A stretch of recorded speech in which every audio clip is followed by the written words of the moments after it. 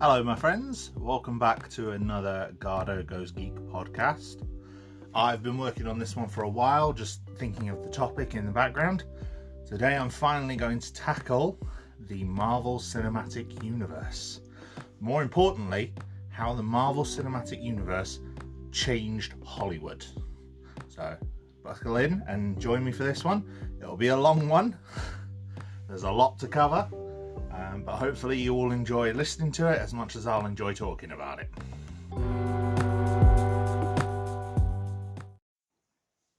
Now I'm going to show off a little bit because I'm going to be doing most of this from memory of articles I've read over the past 10-20 years. But the Marvel Comics is obviously one of the largest superhero comic publishing companies. In fact, I think they're one of the largest comic companies in general. Their main competition is DC Comics, and then also Image Comics and Valiant Comics are quite strong contenders as well, especially in the superhero genre. Now, Marvel's been going for a long time. I think it originated in the 30s as Atlas Comics, I want to say. No, Timely, I think, was first. I think it was Timely Comics in the 30s and 40s, Atlas Comics in the 50s and early 60s, and then from the release of Fantastic Four 1 in 1961, which is generally considered the birth of the Marvel Comics universe, they soon adopted the name Marvel Comics. Obviously, they've got quite a lot of very recognisable characters, as we've covered in previous episodes. There's characters like Spider-Man, Captain America, Iron Man, the X-Men, Thor, the Guardians of the Galaxy. None of your big ones like Batman, Superman, Wonder Woman, The Flash, they're all owned by DC Comics. But some very, very recognisable characters. Marvel's had quite a prominent history as a publishing company. They've generally been on top of the sales charts or towards the top of the sales charts for most of their life as a comic company. The original run in the 60s was very, very popular. There was a lot of focus on comics done the Marvel way because a lot of it kind of changed comics. Much of this spearheaded by their former president and chief creative officer at the time, who was Stan Lee, obviously. Very prominent, very well-known figure. Bit of a contentious figure to a lot of people, but his impact as a showman and a marketeer cannot be denied. He put Marvel Comics on the map. Characters like the Fantastic Four, Spider-Man, were very, very closely associated with their interactions with Stan Lee. Stan Lee, for example, used to write the Amazing Spider-Man cartoon, the comic strip that used to run in the American papers, which Ronald Reagan, I believe it was, once quoted as being the first thing he read every morning. So, you know, that was still written by Stan Lee decades after he'd stopped writing mainstream comics. Now, obviously Marvel Comics has been very successful as a publishing company. However, they've not always been very successful as a company. It's their most turbulent period of their history is in the 90s. And there's a lot of factors for this. I highly recommend a YouTube video series by SF Debris, which is called The Rise and Fall of the Comic Empire, which discusses the rise of Marvel in the late 80s, the foundation of Image Comics in the early 90s, all the way up to the bit I'm going to mention that's the most pertinent part here, which is the time that Marvel filed for bankruptcy towards the end of the 90s. Now, then, filing for bankruptcy wasn't really down to anything that the publisher had done in terms of their comic content, despite the general negative reception that 90s comics have among a lot of the fan base. It was mainly due to things that were around the comic industry at the time, things like the Spectator boom, which was part of the problem with 90s comics. Basically, the idea that #1 issues and first appearances of characters from the Golden Age and Silver Age, which would be the 60s, 70s, and early 80s, were selling for quite a lot of money. So you had a lot of variant covers, you had a lot of new appearances of characters, brand new issue #1s of new titles that would launch and sell really well because people would buy them hoping that one day they'd be worth money. What this led to, however, was not necessarily great comics as a reader. A lot of them are still widely printed, widely available nowadays. For Marvel especially, the Marvel Unlimited app is an amazing resource for their comics. It's something like 28,000 single issues of currently uploaded that you can read digitally with a subscription. You can get a monthly subscription. I've got a yearly subscription that I just recently reactivated, and I'm currently rereading a lot of late 90s comics, and the variation in quality is amazing. Some are brilliant and very interesting. Some are terrible. Just dross and drivel. But that's true of most comics, so it's not really anything you can hold against them. But as well as the Spectator boom and the market crash that resulted from it, when obviously these comics that had been artificially inflated were nowhere near as profitable as people expected, what then happened off the back of that? I mean, the reason the original #1s, things like Action Comics #1 from the 30s, which is the first appearance of Superman, or Fantastic Four #1 from the 1960s, which is the first appearance of the Fantastic Four. The reason those comics go for a lot of money is because in those days, those comics were pulped. Like, they were bought for like a dime, and you'd read them and then get rid of them. You wouldn't keep them. The whole idea of keeping comics in like Mylar bags is very much a modern phenomenon that came off the back of how well some of these mint condition old issues were going for. And the reason they were going for huge amounts of money were because they were rare, because a lot of them just didn't exist anymore. But anyway, I'm not here to talk about the Spectator boom. But linked to the Spectator boom and the crash that resulted from it, Marvel had also changed hands as a company. They'd been owned... I can't remember if they were owned by Toy Biz or by the company that also owned Toy Biz. But essentially there was a lot of financial problems affected by the company, the holding company of Marvel, due to their investments in other properties. As a result, one of the things they did was declare bankruptcy overall, which meant that Marvel Comics essentially became bankrupt. Now, in terms of going bankrupt, obviously that didn't kill the company, but it meant that assets were restructured, deals were made, things were sold off to generate money to pay the debts. One of the first things that was sold off was movie rights for characters.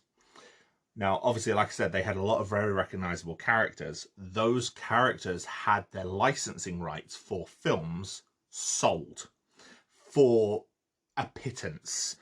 It was one of those... The most licensing deals are generally quite fair in that the licensor will get a lot of money for the people making their things. For example, Marvel did a lot of licensed comics in the 70s and 80s. Things like G.I. Joe, Transformers. Transformers was the big one. It was done by Hasbro. All of the lore that you generally associate with Transformers came from Marvel. It came from Marvel Comics.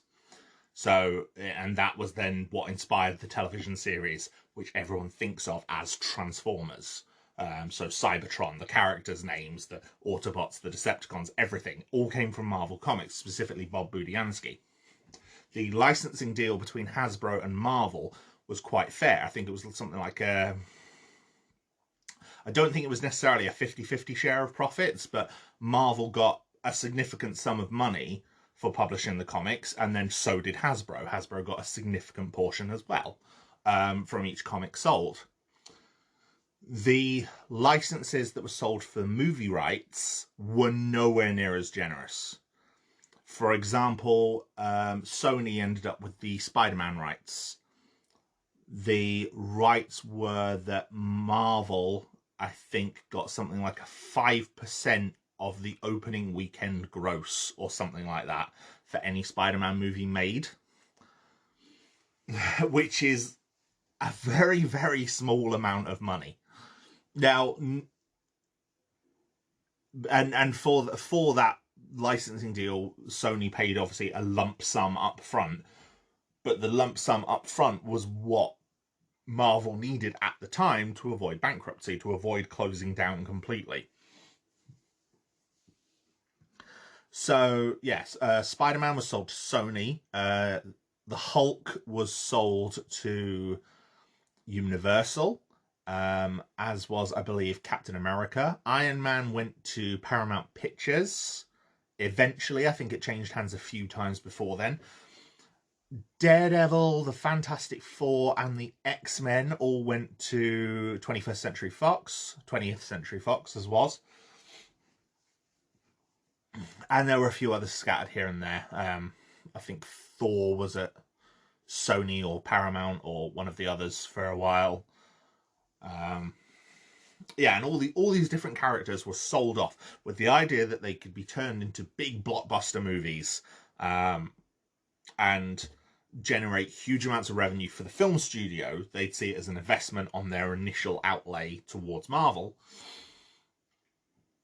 And obviously Marvel and, well, their holding company at the time got a large amount of money at the time, knowing that they would not get much back in the future off the potential films.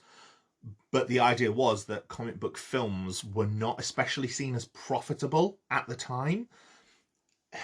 It's hard to think of now with the current movie landscape, but in terms of comic book films before 2000, there were really the Superman series in the 70s and 80s, of which the first two are generally considered very critically and commercially successful. The latter two made money but are not generally well remembered. Then there's the Batman films, which started in 1989 and moved through to the early 90s, which featured obviously Michael Keaton and Tim Burton acting and directing in the first two, and then obviously the latter two under Joel Schumacher, featuring Val Kilmer and George Clooney as Batman. They were, again, the first two very well beloved, very critical darlings. The third one made a lot of money, very mixed commercial reception. The fourth one, I think it made money mainly through licensing and tie-ins and like toy things, because obviously toy rights were tied into this as well. I think Marvel kept all their toy rights for any characters that would profit off the movies, which is how come they sold the gross rights for so little. The idea being that, for example, a Spider-Man movie would come out by Sony, Marvel wouldn't get much of the ticket sales, but they could then make a whole load of Spider-Man toys and they would get all the money from that. So that's how it balanced out, because obviously people knew that blockbuster movies, if you sold well with kids, you could sell toys. I mean, this is in the era of things like, Star Wars came out in the 70s. We saw how well that did with its toy line. Obviously, the prequels came out in the 90s and 2000s. They didn't do quite as well, but similar sort of idea. We knew that toys were profitable. So that was how Marvel justified selling the rights for such a mild percentage. After the Batman series, there weren't really many movies. The other main one I can think of would be Spawn in I think it's 1997. Spawn had a modest budget. I don't think it made all the money back. I think it may have been R-rated in America, which obviously didn't help, because that limits just how much money you can make back in general. There was a movie for the Phantom, who was a pulp comics hero, starring Billy Zane. I saw it once when I was a kid. It's not terrible, but it's not exactly amazing. A few other pulp comics had characters, had films, Flash Gordon being the most prominent example. But again, sort of a cult favourite rather than a commercially and critically favourite. Yeah, that while there was a trend in the 90s towards these big blockbuster movies, things like your Jurassic Park, Independence Day, Wild Wild West, ideas that were very similar in scope to a lot of superhero things, superhero movies themselves generally were not hugely successful. And Superman and Batman were the main two that had prominent success in the genre. It's kind of like how I explained in my first episode with video game movies, how there seems to be a trend towards video game movies now, despite the fact they've never generally been very well received in the past. 90s had featured Mortal Kombat and Tomb Raider, who were two of the more prominent video game movies. But even they only had mixed reception and mixed commercial, like moderate commercial success. But as I said, the idea was that these movies could be turned into something prominent, something awesome. So that's exactly what these studios started to do. They went into production, they started casting actors. Some of them bounced around in development hell for a while. Like I said, Iron Man did several years with several different directors attached. Never really got anywhere. Spider-Man originally had James Cameron and Leonardo DiCaprio attached in the late 90s, before eventually shifting to Sam Raimi. Obviously, James Cameron was a proven action director with things like Terminators and Aliens, and True Lies, I think, is one of his as well, isn't it? I believe. Whereas Sam Raimi is more of a cult indie director. His most prominent success at that time, I think, was still the Evil Dead series. So not really the sort of name you would expect to see associated with this blockbuster Spider-Man property. X-Men was given to Bryan Singer under Fox, a man who's got a very contentious history, especially in present. There's a lot of allegations that have been made towards his conduct and his behaviour. But the film was good. He was quite a very well-respected director at the time. He'd come off the back of The Usual Suspects, which had handled an all-star ensemble cast, which was obviously gave him the experience that was needed for something like the X-Men. And a lot of others started moving into different phases of production. The one that pipped them all to the post, though, was Blade under New Line Cinema. Now, Blade came out in 1998, starred Wesley Snipes. Blade in the film is very, very different to how Blade was presented in the comics at that point. The Blade that you see in the film is almost nothing like the Blade in the comics at that point. The Blade in the comics at that point, I think, did not have much of the vampirism powers that he had been shown to have in the film. And there was definitely not as much of a use on guns as there was in the film. Instead, he used a lot of stakes. I think he used a crossbow as well as his sword, obviously. He had the name Blade for a reason. So yeah, but that film became sort of a reinvention of the Blade character. But it also proved, because it went on to generate quite a bit of success, especially for a more adult-focused film, that comic books had a market.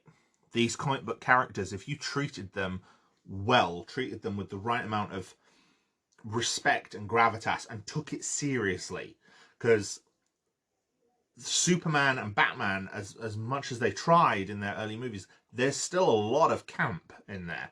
There's a lot of, oh look, isn't this silly, but let's have fun with it anyway. Blade isn't like that. Blade is very much played straight, but it works. It's a very, very good film. I quite like it. So yeah, the Blade film came out, was very, very successful.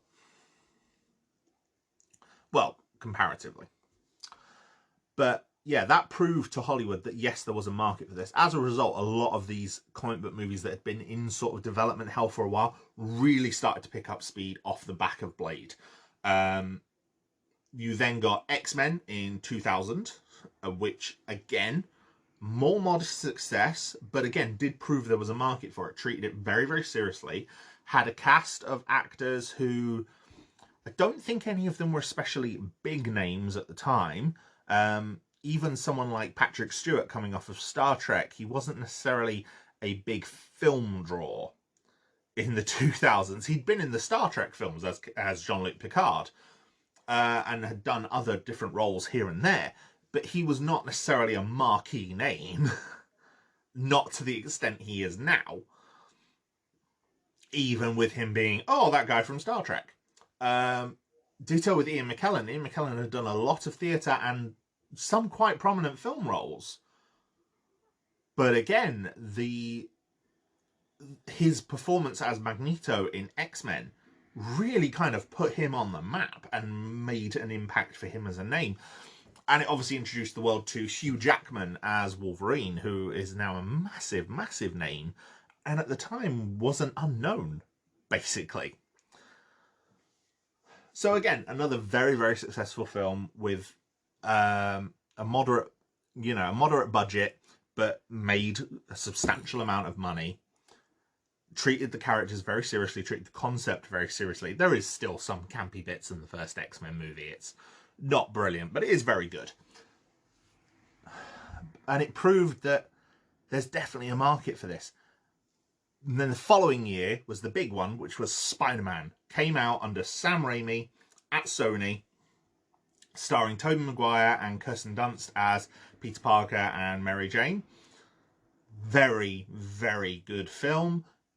Bits of it I don't think have aged particularly well, but at the time it was incredible. And it obviously had Willem Dafoe as a very, very, very good, very well-received version of Norman Osborn and the Green Goblin. And he was fantastic. He is still my favourite aspect of that entire film. And that came out 2000, I want to say 2001, but I don't think it was, because I remember one of the early trailers had to be edited because it came out, it featured the Twin Towers, and then obviously 9/11 happened. So I think it might have even been 2002. So it was definitely off the back of X-Men. And that was the big one. That was the big one that proved there is a huge market for these comic book films.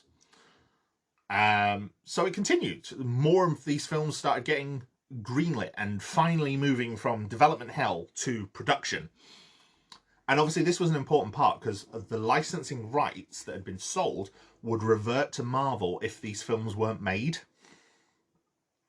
If these films weren't made, they would go back to Marvel. In fact, Fox, I want to say Fox, during owning Fantastic Four, had even made a film. It's a bootleg. You can still find it on YouTube. It was never intended to be released. And it was directed by Roger Corman, featuring the Fantastic Four and Doctor Doom in very, very campy comic book accurate outfits. It looks very, very bizarre. In fact, the X-Men even made a joke about the comic book outfits by dressing the whole team in black leather, and Wolverine says something like, "You really go outside in these things?" Cyclops says, "What would you prefer, yellow spandex?" You know, a reference to what Wolverine's costume looks like in the comics. It was the idea that there is still something campy about comics that we want to avoid and change to make it more gritty, more realistic. So it wasn't a complete honouring of everything in the comics. But it was there was a definite trend towards respecting the source material. In general. I've gotten off topic again. Yeah, so the Roger Corman film, I might get off topic a lot in this. Hopefully you'll all bear with me. The Roger Corman film was made and never released, but the fact it was made was enough for Fox to keep the rights for Fantastic Four for longer, to then put another film in development, which they did. It released featured Chris Evans as the Human Torch, featured Michael Chiklis from The Shield as Ben Grimm, the Thing. He was fantastic in it. It was a practical suit. There's stories online of him. Apparently, it was the role he wanted to play since he was a small child. He grew up as a fan of the Fantastic Four, and he especially loved the Thing. And there's things like the stories of him reading. To get used to the false teeth he would have to wear as the Thing, he would read stories to his children at bedtime with the teeth in to get used to them. I like the dedication that man brought to that role is phenomenal. It was clearly a passion project for Michael Chiklis, and he remains one of the strongest elements in those two Fantastic Four films. They're very campy in a good way, very, very campy in a good way, and somewhat bizarre in respects. But yeah, Michael Chiklis's Thing is definitely one of the better aspects of those films, as is Chris Evans' Human Torch.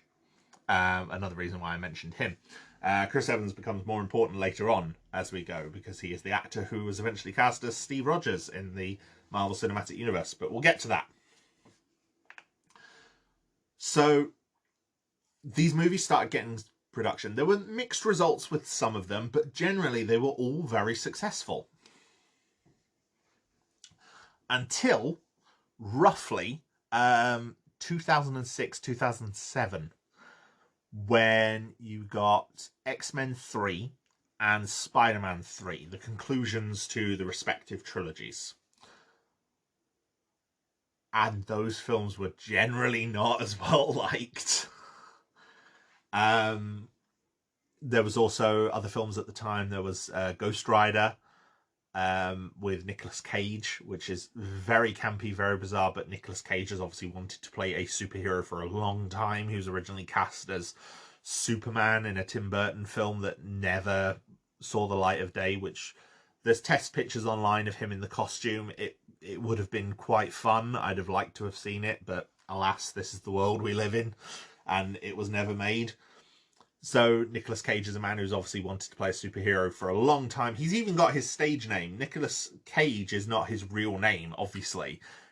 He's the nephew, I believe, of Francis Ford Coppola. So his surname is Nicholas Coppola. So, you know, his surname is Coppola. But he didn't want to have that association when he broke into films. So he took the name Cage from the Luke Cage comic book character, also owned by Marvel. So again, a comic book fan who wants to play a superhero. So yeah, but Ghost Rider was not particularly well received. It was decent enough as a film. Fantastic Four, Rise of the Silver Surfer, not as well received as the first one. I think it still made a lot of money, but it didn't make as much money as the first Fantastic Four film. X-Men 3 and Spider-Man 3 were still very successful. I think all three of them both of them made more money than the previous films in their respective trilogies, but they were critically received a lot worse, and by fans as well. There was also then a Wolverine spin-off movie for the X-Men series, which did not make anywhere near as much money as they were expecting, and again was kind of critically panned from it's I still think it's one of the worst of the X-Men film series. The Daredevil movie, this was a bit earlier, this was 2003, was very successful, well, moderately successful, with Daredevil as Ben Affleck as Daredevil. Ben Affleck later would go on to play Batman in the Snyderverse. And it wasn't terrible. There was a spin-off movie for it in Elektra, which was not very successful at all. So, people were starting to question, was this something that was going to carry on? Was it going to end? Was the comic book movie hype train over? A discussion that would come up many, many times over subsequent years. with the Marvel Cinematic Universe and DC. Basically now any success that isn't quite as much as people expected, it's like, oh, the comic book movie bubble is about to burst, and it's like, no. If the comic book movie bubble was about to burst, it was to burst in 2007, but it didn't. And it didn't because in 2008, arguably the two most successful and influential comic book movies were released. First is The Dark Knight, which was the sequel to Batman Begins by Christopher Nolan, starring Christian Bale as Batman and Heath Ledger as the Joker. Very well received film, deservedly made over $1 billion. Absolutely fantastic. It was Heath Ledger's last film. His performance is sublime, as much as I don't necessarily like his take on the Joker. The performance is incredible. Absolutely incredible. And, I have my issues with Christian Bale as Batman, but again, Batman Begins was a very, very strong opening. Dark Knight is a very, very strong film. And then the other one that was released, finally, was Marvel Studios' own effort after regaining the rights to the character of Iron Man. And it had been in production for 2 years under Jon Favreau, starred Robert Downey Jr., and it was Iron Man. Now, the story of the Marvel Cinematic Universe, the MCU as it would eventually be known, actually starts slightly before 2008. Obviously, like I said, the film was in 2 years of development, but it even starts before that. Basically, Marvel ended up getting the rights back to several characters that had not been turned into films at this point. Now, these were the characters that at the time did not have a lot of brand recognition. It was people like Iron Man, Captain America, Nick Fury, Hawkeye, Thor. Household names now, but at the time, not particularly well known. They were mainstays of the Avengers comics, but even the Avengers comics were not the best-selling Marvel comics at the time. The best-selling Marvel comics at the time were the X-Men line. There was a period in the early 90s where the entire X-Men line of comics was outselling everything else Marvel published, as well as everything that DC published. That's how large the X-Men were, and the biggest seller behind the X-Men line was Spider-Man. It was not the Avengers, it was not these heroes. However, Marvel got the rights to these heroes. They had them back, and Marvel decided that they wanted to get in and make their own movies. Get to keep more of the money. Obviously, they're a corporation. It's all about money. They're a business. With the idea that they can make their own characters, make them more true to the comics, because there was a lot of contention over some of the changes made to certain characters in their films. For example, Spider-Man is given organic web shooters in the Sam Raimi films, something he did not have in the comic. The X-Men's costumes and some of the other tonal changes that were made to them, Marvel was not necessarily a fan of. And the less said about movies like 2003's Hulk by Ang Lee and the changes that made to a character, the better. However,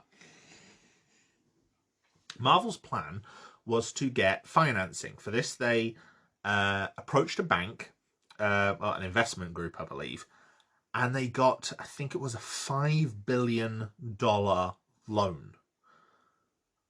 This is really interesting.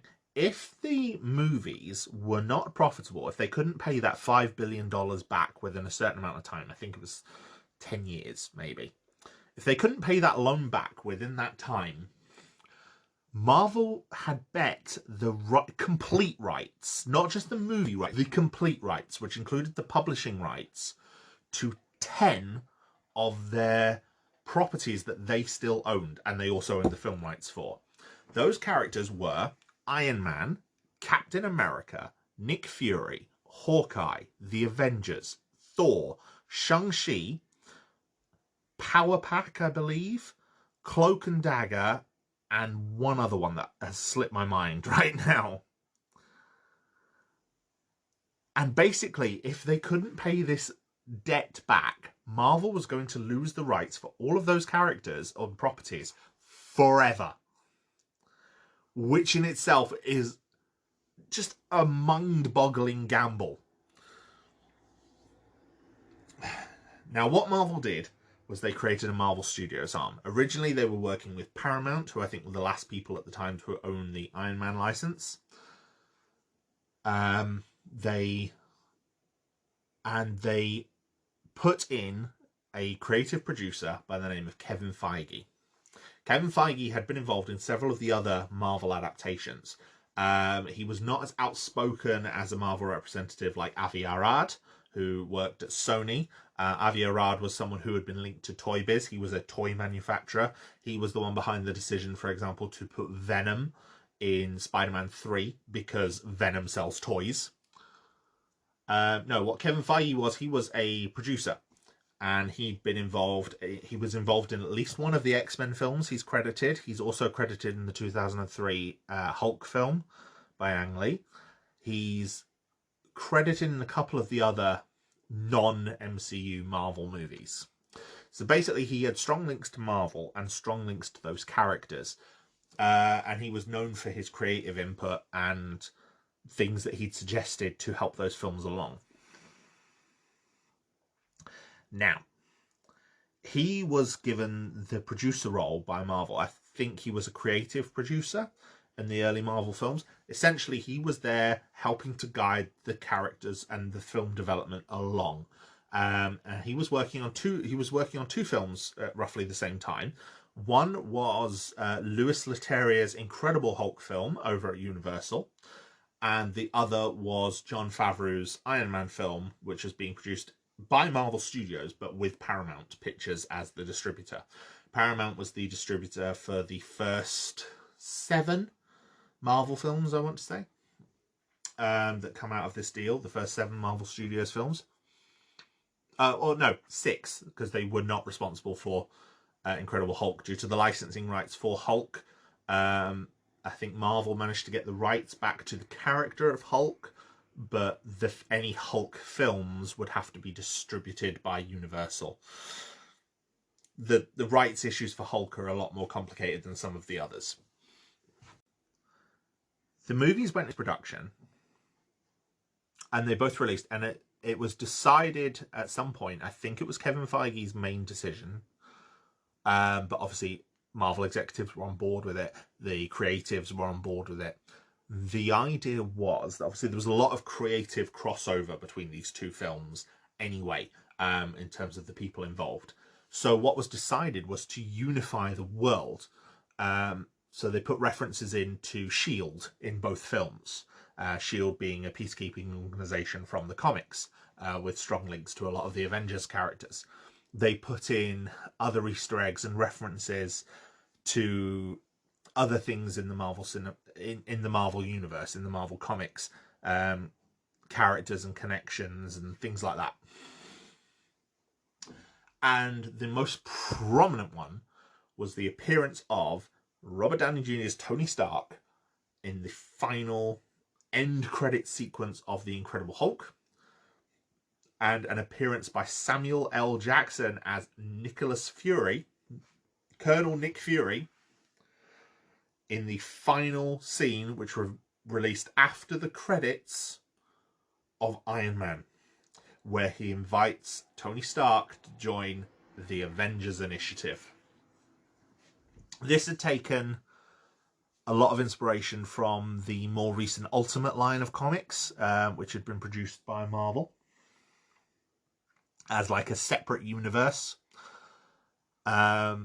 They had a Ultimates series by Mark Miller and Brian Hitch, which was very, very prominent, very popular. I personally don't think a lot of it is that great or holds up. I'm not a huge fan of Mark Miller's writing in general. And I find his take on a lot of the characters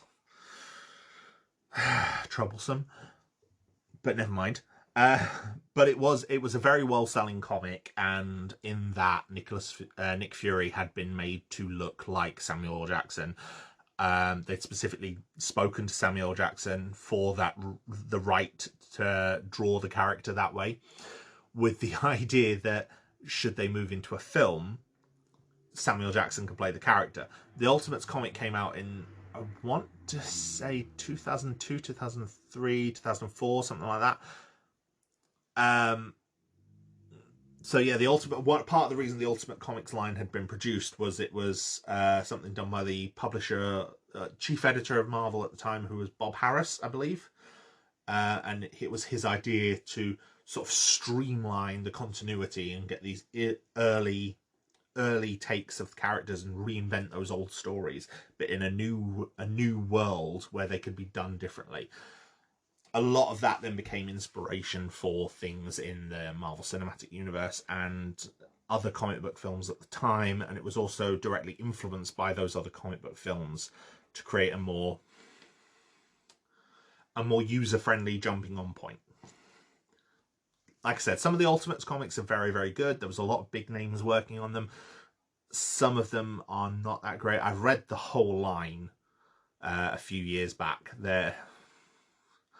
It gets very weird towards the end when they very clearly are no longer interested in just retelling newer versions of those old stories, and instead of starting into brand new ridiculous ideas. But in general, they're not bad. The creative crossover between Incredible Hulk and Iron Man led to a linking of the two films. Iron Man released first. It released in May 2008.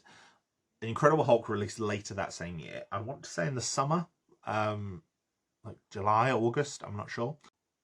And there was very little publishing or cross-promotion suggesting that these two films were linked, besides the fact that both of them were coming from Marvel. And we both knew that they were Marvel characters. But people picked up on it. People picked up on the links with things like S.H.I.E.L.D. And obviously, once the people that discovered the post-credit sequence for Iron Man, that threw the internet ablaze. People went back to see the film just to see those extra scenes at the end of the credits. And it's a 30-40 second scene that simply features Sam Jackson. Sam Jackson then did interviews about it and everything like that. It was very, very interesting. It caught people's imagination. And not just comic book fans. Comic book fans sort of knew the implications of it and were actually quite intrigued to see that, oh wow, these films are connecting now? Because we'd had the X-Men films, we'd had Spider-Man, we'd had Fantastic Four, etc. None of them have connected. They'd all been very clearly in their own universe. And there was even a version of Samuel L. Jackson's scene at the end of Iron Man, which you can see on Disney Plus, I believe, or at least on YouTube. It is out there on the internet. Where he makes reference to Spider-Man and the X-Men rather than anything else. In the filmed version, he says something like, "You think you're the only superhero out there? The world is bigger than you can imagine." Whereas in this version that they never actually put in the movie, he makes reference to, a wall crawler in New York and mutants. So it's like, in those early days, there was even potential to link to Spider-Man and the Spider-Man and X-Men films that we'd had already. But obviously that didn't happen in the end. But either way, there was a very clear link between these two films, and it captured people's attention. And it helped, of course, that they were both generally pretty good films. Incredible Hulk is not the most successful of these early Marvel films. I think it's still one of the worst performing Marvel films overall. But it's generally not too bad. It's watchable. It sort of blends a lot of the more morose and introspective things that people associate with the character of Hulk based on the 1980s TV series and the Ang Lee film, but with some more of the action and spectacle that people would expect from a character who turns into a giant green rage monster. You know, we get to see the Hulk destroying tanks and fighting a monster that he can actually punch, which is pretty cool. Iron Man is a decent film. It's very funny, very improvisational. The villain is weak, I think, is the biggest complaint about it. Jeff Bridges plays the villain, Obadiah Stane, and his character is not particularly well developed. It's a shame. It did even lead to a trope called the evil robot Jeff Bridges, or ERJB, which the MCU got kind of well known for, negatively. But either way, it's a decent take on the character. It's turned the character of Iron Man from this C-list hero into one of Marvel's pop culture icons. People knew who Iron Man was because of Robert Downey Jr. And his performance as Tony Stark is incredible. He embodies that role in a way that few other actors and characters have been able to do. So what came next? Well, next was moving onwards with sequels to Iron Man. The sequel for Incredible Hulk never really got off the ground. There was a lot of debates and back and forth. Eventually it was decided that the character of the Hulk could be used in Avengers movies and other Marvel films moving forward, but Universal seemed to have no interest in making a future Hulk movie, which even 13 years on is very disappointing. Especially with the turns that the Hulk character has taken over the years. So, Kevin Feige revealed at Comic-Con, it was soon announced that Iron Man 2 was in development, as was Thor, as was Captain America. Now, Thor and Captain America were both going to release in 2011, I believe, and Iron Man 2 was going to release in 2010. Which is quite a quick turnaround. Remember, the first film took 2 years to make. The second film was getting a bit less than that. I think it was about 2009 this was announced. It was getting about a year. It'd been in pre-production, obviously, but there was a lot of behind-the-scenes wrangling and things like that, most of which has not been revealed to the public. But Jon Favreau has said he did not get as much time to work on Iron Man 2 as he did on the first one. And it's a shame. I think it shows in the final product. Iron Man 2 is not as good as the first film by leagues. But Thor, Captain America, and Iron Man were obviously very well known and started becoming well known because people, you know, we're in an internet age. This information is readily available. People discuss it. People talk about it. And it was, you know, these are the three main Avengers. They are the trinity of Avengers characters, three of the core founding members. So people started speculating, does this mean we're getting an Avengers film? And eventually Kevin Feige, who by this point was becoming the spokesperson of Marvel Studios as well, he said, yes, we are. We're building towards the Avengers. And that is what captured people's attention, because you could already see these connections between these two films already. And then Iron Man 2 released. Iron Man 2 released and it introduced the character of Black Widow, who is another Avengers character. It featured scenes from Incredible Hulk towards one of its final scenes. It featured a more prominent role for Nick Fury. There was a lot more discussion of character arcs and things like that. And then there was a credits teaser for that one, which revealed Thor's hammer. So it was very definite, oh no, we are building on this existing universe and Thor is going to happen. And Thor is directly linked to this. It's springboarding off of this. I think, and Captain America's shield, or a version of Captain America's shield, appears at one point in Iron Man 2. Iron Man 2 is a lot of setup. I think that's one of the reasons why it's a very interesting film to go back and watch, but not necessarily one where it holds up, because I don't think the core story is as good as all of the setup for other properties. I think, obviously, this is one of the things I criticised Batman v Superman for, is too much setup at the expense of its own story in my last episode. And I will stick with that for Iron Man 2. I do think, however, the general quality of all of these early Marvel movies is leagues above Batman v Superman. So it makes them more watchable, it makes them more interesting to rewatch. Iron Man 2, as much as the setup as there is, it's still anchored by a very, very strong core performance from Robert Downey Jr. And, the comedy and the improvisation and things that we came to expect. Again, another underdeveloped villain. I've forgotten the character's name. Whiplash. Ivan Vanko. A very, very underdeveloped villain. Almost as an afterthought, played by Mickey Rourke. But he serves the purpose he was there for. He's an antagonist. He's mixed in with Sam Rockwell's Justin Hammer, who I didn't like much at the time. I've warmed to since. And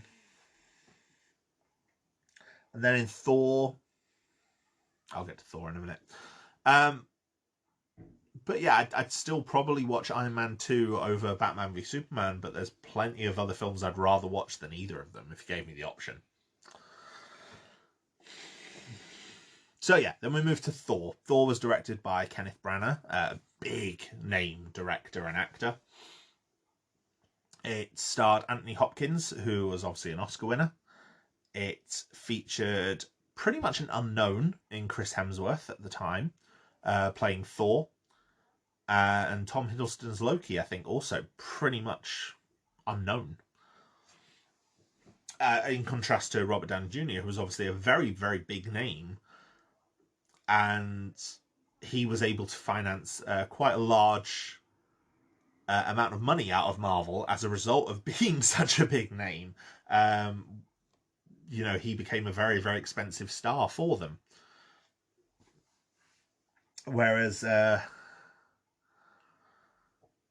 Chris Hemsworth and later Chris Evans were not as popular and not really as well known. So they were able to be signed for a lot less money in these early stages. But yeah, Thor was a good movie. It introduces the concept of Asgard decently, and the 9 realms and stuff. Bits of it are slow, bits of it are boring. I do not buy the romance subplot at all between him and Natalie Portman's Jane Foster. I do not believe they have any chemistry at all, and I think it's terribly written. But the actual adventure aspect of it is quite fun. Chris Hemsworth is incredibly charismatic as Thor. And Tom Hiddleston's Loki is by far one of the better villains in the MCU in general, and definitely the strongest villain in this phase of the Marvel Cinematic Universe. He made a very, very strong impression. He's devious, he's duplicitous, he's very manipulative, moves characters around like pieces on a chessboard, whispering in certain ears and whispering other things in other ears. Very, very clever. You then get off the back of that a prequel. And the prequel was Captain America, the First Avenger, set during World War II. Chris Evans as Captain America. Hugo Weaving, most famously of the Matrix movies, as the Red Skull, his opponent. It's very, very good. It's much more of an ensemble movie. It's a lot of action, a lot of adventure, with a real dramatic tone and scope. It's a bit clustered. I know some people really don't like it. They don't find it as engaging. For me, I just find it a really good time. It's directed by Joe Johnston, who does a very good job, a very competent job at juggling all these different plot threads. And the character of Steve Rogers as Captain America, he's just so charismatic the whole way through that, Chris Evans plays him brilliantly. And Captain America was always a comics character I was never a huge fan of. But the film version of Captain America, I absolutely adore him. Now, I will admit, Thor and Captain America, I saw after seeing Avengers originally. I didn't see them at the time. Iron Man and Iron Man 2 I had seen. Incredible Hulk I had seen. Thor and Captain America I hadn't. I was aware of them, I'm not as bothered by spoilers as I know a lot of people are on the internet, so I read online and I found out about them more in the build-up towards the Avengers film, mainly because of where I was in my life at that point. I didn't really have money or time to go and see them in the cinema. But 2012, when Avengers came out, that was a big thing. I was excited for that one. And the Avengers was the culmination of this phase one of the Marvel Cinematic Universe. And it had all been building to this, and it was very, very obvious. And the Avengers is the first part of changing Hollywood.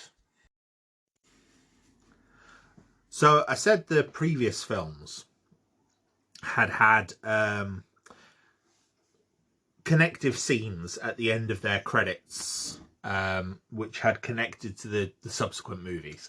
So Iron Man had Nick Fury with the talking about the Avengers Initiative. Incredible Hulk had the appearance from Tony Stark. Iron Man 2 had the lead-in with Agent Coulson, who was a S.H.I.E.L.D. agent for the movies, finding Thor's hammer in the desert, which turned out to actually be a scene from Thor.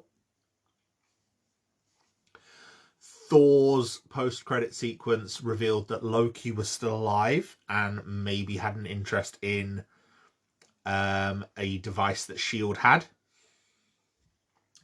That device turned out to be a plot point in Captain America, where it was revealed to be the Tesseract. And it was driving the plot of the first Captain America movie. But the post-credit scene of Captain America was the most interesting one. Bearing in mind this came out about a year before the Avengers film. The post-credit sequence is a scene from the upcoming Avengers film, which was being filmed at that point, featuring Captain America in the modern day with Nick Fury. Obviously, that happened during the course of the movie. By the end of the movie, he wakes up in the modern day. And it then led into a very, very early trailer featuring scenes from the first Avengers movie. Over here in the UK, it was called Avengers Assemble. In America, it was just called Marvel's The Avengers. I think it's kind of hard to explain now that the MCU is so big, just how big of a game changer Marvel Avengers was. To geeks like us, it was obviously, we knew this was coming. We'd known for a few years this was coming. We'd followed the press junkets, we'd followed the Comic-Con appearances, we'd followed the news stories. Like I said in my first episode, there is a discussion of the business side of Marvel, as well as what we see on screen in popular news. Like what Marvel Studios does as a business is just as interesting to all of us as it generates as much clicks on a news site as a casting announcement does, as a trailer announcement does. So it's important stuff, and people were aware of it. But I don't think people really believed it was going to be pulled off until we saw that first trailer. Not just even the one at the end of Captain America, the actual full trailer that they released not long afterwards, where we saw Iron Man, Thor, Black Widow, Captain America, Hulk, all interacting and all talking together, having scenes together, all being on screen at the same time. And it was incredible seeing that first trailer. That first trailer was watched hugely, and it generated a hype for that film that was incredible, as people realized, oh, these films are all connected. And you then had people going back and watching the movies and piecing together all the story and all the clues, tying everything together. And it was incredible, because we realized we had this breadcrumb trail to follow that Kevin Feige and Marvel had been leaving us this entire time, all leading to this big event. And like I said, it was called Avengers Assemble over here in America, in the UK. And I think that is a much better title at capturing what was happening on screen. The Avengers were assembling for the first time. And, you know, this wasn't like a team like the X-Men, where their movies were them as a team. These were groups of separate heroes that had been established in their own films. And yes, there were changes, like Mark Ruffalo had replaced Edward Norton as Bruce Banner, for example, from the Hulk movie. But we'd still gotten to know these characters already. We knew who they were. And I think that was a huge advantage for the film itself when it launched. The first Avengers film was directed by Joss Whedon. It features an ensemble cast. Like I said, all the characters that we expected are there. It involves Loki going after the Tesseract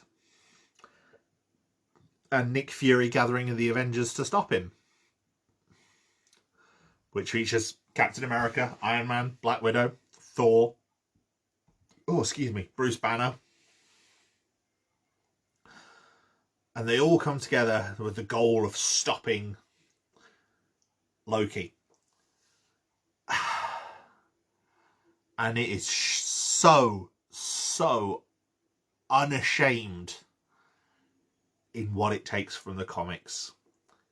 We see the S.H.I.E.L.D. helicarrier for the first time, this floating sky fortress that S.H.I.E.L.D. uses. We see our heroes teaming up and fighting each other as well. Not just fighting each other, but teaming up.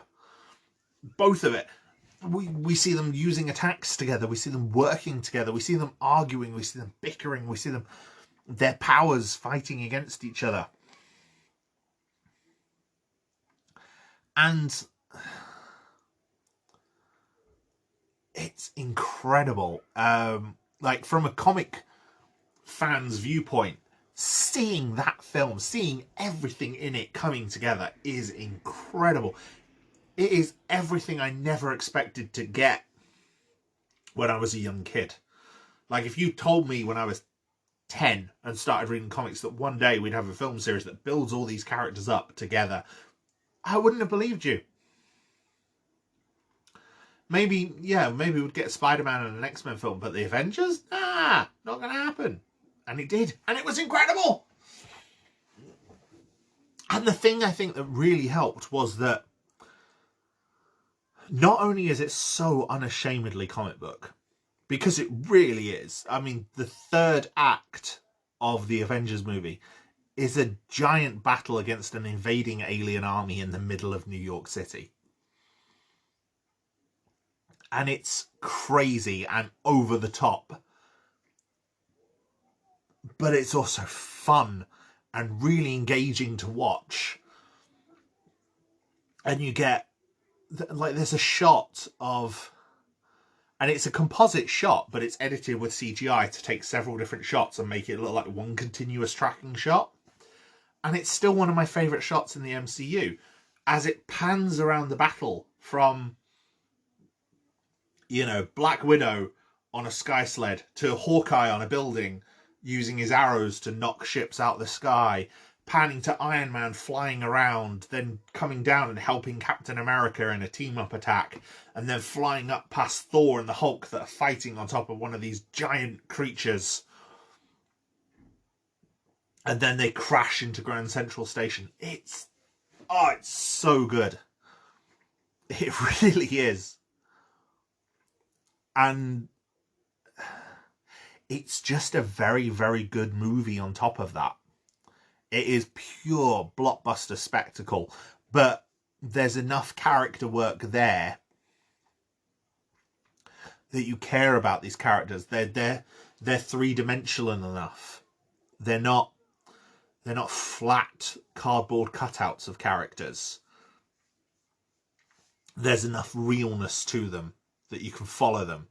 But the Marvel, I think, excels at doing one of two things. They either tell an extraordinary story with simple characters, or a simple story with extraordinary characters. Avengers is very much a simple story with extraordinary characters, I think.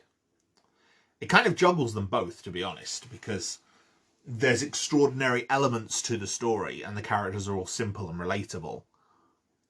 But there's enough depth to them, and the plot, for the most part, is relatively simple.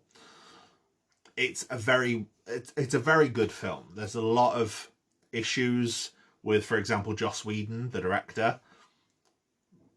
And there's a lot of discussions about the way that Marvel was managing things at the time. But it's very hard to deny just how much of an achievement that first Avengers film was. Thing is, as much as I could sit here and gush about the first Avengers movie, that's not the goal of this. And, you know, I'm going to rein it in a bit now. The thing I wanted to discuss was obviously how Avengers changed cinema. Avengers went on to become the third highest grossing film in the world at that point. The only two that were ahead of it were Avatar and Titanic, both directed by James Cameron, both of which had also had very long, substantial releases. Avengers, comparatively, was out for a few months. And I think the reason it broke, I mean, it was one of only a few films that had broken over $1 billion at that point. And yeah, like I said, it went on to become the third highest grossing movie in the world. I think a large part of that was definitely due to what had been built up, and the fact that Avengers was not just a debut film, it was also a sequel, but it was a sequel to like 3 or 4 different properties. 5 films in total. And because it had a lot of that, the character stuff pre-established, even the villain, even Loki, had been in a previous movie. It really was able to hit the ground running with its story, with its characters, and go straight into it. And as a result, you didn't need to waste time on the setup. You just needed to bring the team together. You just needed a few scenes to introduce who everyone was. And I think it still works, even if you haven't seen those other films. Which I don't, based on raw numbers, a lot of people probably hadn't. A lot of people probably saw Avengers as their first MCU movie and then went back and watched the rest. Maybe they'd seen one or the other on TV or DVD or something, but, Avengers was got to have been most people's entry point to this. And yes, some of that number was obviously repeat business. It was people coming back and seeing that film again and again and again. But that's also a testament to how good that film was, that people wanted to come back and see it again and again and again.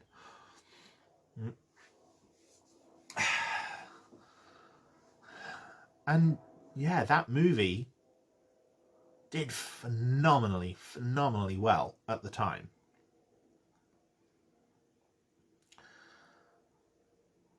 So obviously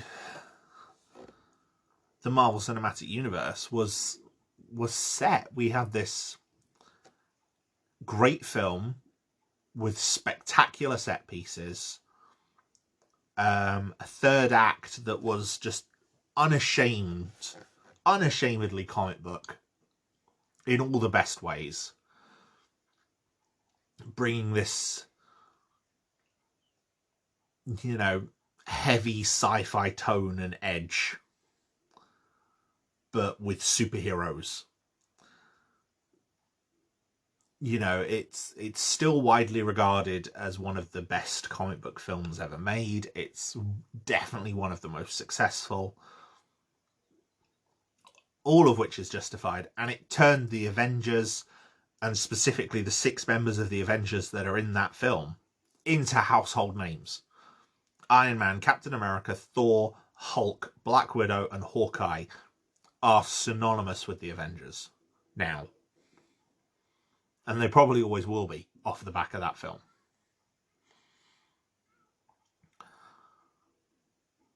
So yeah, it was a huge success. So the question obviously becomes, well, how do you follow such an amazing success? Fortunately, Marvel had planned for that in part with the final post-credit sequence, which featured a character called Thanos. Thanos being this eternal mad titan behind the Infinity Gauntlet storyline in the comic books, which had wiped out half the universe. But he's introduced in a simple cameo in the final scene of the film without even hearing his name. And everyone who knew, comic book fans who knew who he was, they knew. They told their friends. They told the internet. It was explained on the internet who this guy was and what it could mean. And all it did is just make people hungry for more. So it became very, very clear in the aftermath of the Avengers movie that Marvel had plans, like plans going forward. Kevin Feige has said recently, he said a few times over the years, that Marvel's current plans are 5 years ahead of what we already know about as the public. So several films were already in development or being filmed at the time of Avengers' release. We knew that Iron Man 3 was coming. We knew that a second Thor movie was coming. We knew that a second Captain America movie was coming. There were discussions on implementing the Guardians of the Galaxy, which is a relatively minor team from the comics. In fact, the modern Guardians of the Galaxy that were the ones that became the stars of the film had only really been a team since the mid-2000s in the comics, in the aftermath of the Annihilation crossover. So we knew that there was at least a few years of plans ahead of us, even before we got to a potential second Avengers film. And Marvel had plans even beyond that. And it was very clear Thanos was a part of those plans after his dropping in at the end there. What wasn't found out until later was that there were also some behind-the-scenes issues at Marvel. Shortly before the Avengers movie was released, Marvel Comics had been bought outright by the Disney Corporation for a sum of $4 billion, I believe. Obviously, the Marvel Studios had made its money back to that investment group a long time before this, so that was no longer an issue. And the deal with Paramount meant that Avengers and Iron Man 3 were also still published under Paramount, while also being financed in part by Disney. I think that's one reason why Avengers looks so good, is it obviously had an influx of cash from the Disney Corporation. Now, the buyout by Disney had changed the behind-the-scenes workings at Marvel Studios. Now, several members of the Marvel Studios group had been responsible for overseeing creative projects. Kevin Feige was one of them. There were several others, including the aforementioned Mark Millar, who was a comic writer on the Ultimates, and a few other people who had been involved in different stories in the comics and different things in film. and they had clashed with some of the filmmakers, Kenneth Branagh and Jon Favreau especially, regarding setting up those early Marvel films, with a lot of the setup that was put in specifically for other films at the expense of the stories within those films. But as well as that part of the Marvel group, there was also a lot of contention from Ike Perlmutter, who was one of the heads of Disney. Bit of a problematic figure in general, but he clashed repeatedly with Kevin Feige since Disney took over. He was one of the people who suggested that films led by women or minority actors wouldn't sell. He may possibly be responsible for the removal of the character of the Wasp from the first Avengers film, because in early concept art, Wasp is shown as a member of the Avengers. So she was clearly planned to be in the movie at some point. He apparently, well, presumably he is the one responsible for vetoing the idea of a female villain in Iron Man 3, because apparently it wouldn't sell toys. No one would buy a toy of a female villain. This was something that was revealed by Shane Black, the director of Iron Man 3, in the years afterwards. The implication would be in the movie that Rebecca Hall's character would have been the main villain of the movie after the Mandarin twist had been revealed. I'll come back to that twist in a minute. That's a bit of a contentious one.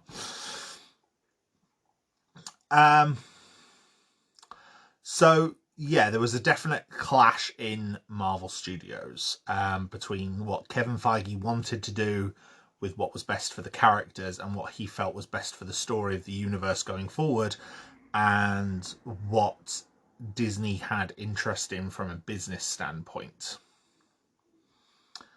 So, Phase 2 got underway. Shane Black was assigned to Iron Man 3.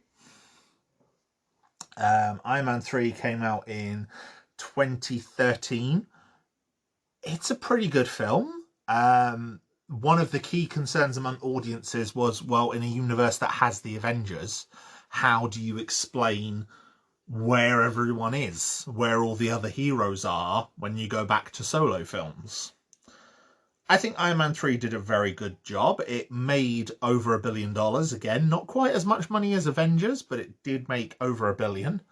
I think it sat roughly alongside The Dark Knight and The Dark Knight Rises in terms of its global box office. So somewhere around that mark. It was a good film.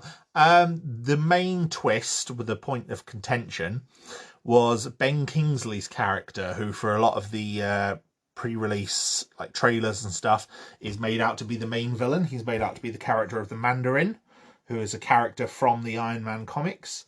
Personally, I started reading comics after the Mandarin had already been killed off in the modern continuity at the time, so he's not a character I'm particularly attached to. I have read some Mandarin series since, some Mandarin stories since, but what I mainly remember him from is the Iron Man cartoon series. I always found Mandarin a bit of a cliche character. He uses a lot of very Asian caricatures and tropes in his character, which, to be honest, I'm not a huge fan of and don't think has aged particularly well. There's been a lot of attempts to reinvigorate the character. Some in recent years have been more successful. But I don't think I wasn't really interested in the character of the Mandarin as he had been at the time coming into the Marvel films. Despite what I saw in the trailers from Ben Kingsley's performance. So then when you watch the movie, about 2/3 of the way through, there's a twist which reveals that actually the Mandarin is not actually the Mandarin. Instead, he's an actor named Trevor Slattery who has been hired to portray the role of the Mandarin. And I think it's brilliant. A lot of Marvel fans that I know hate it. A lot of general audiences seem to either not mind it or quite like it. Personally, I love it. I think it's brilliant. I think it's helped that Ben Kingsley is an amazing actor that sells the twist very, very well. The differences between how he plays the Mandarin and how he plays Slattery are fantastic. I think the problem is, though, that the main villain that replaces the Mandarin is Guy Pearce's Aldrich Killian. Killian's just not as strong as an antagonist.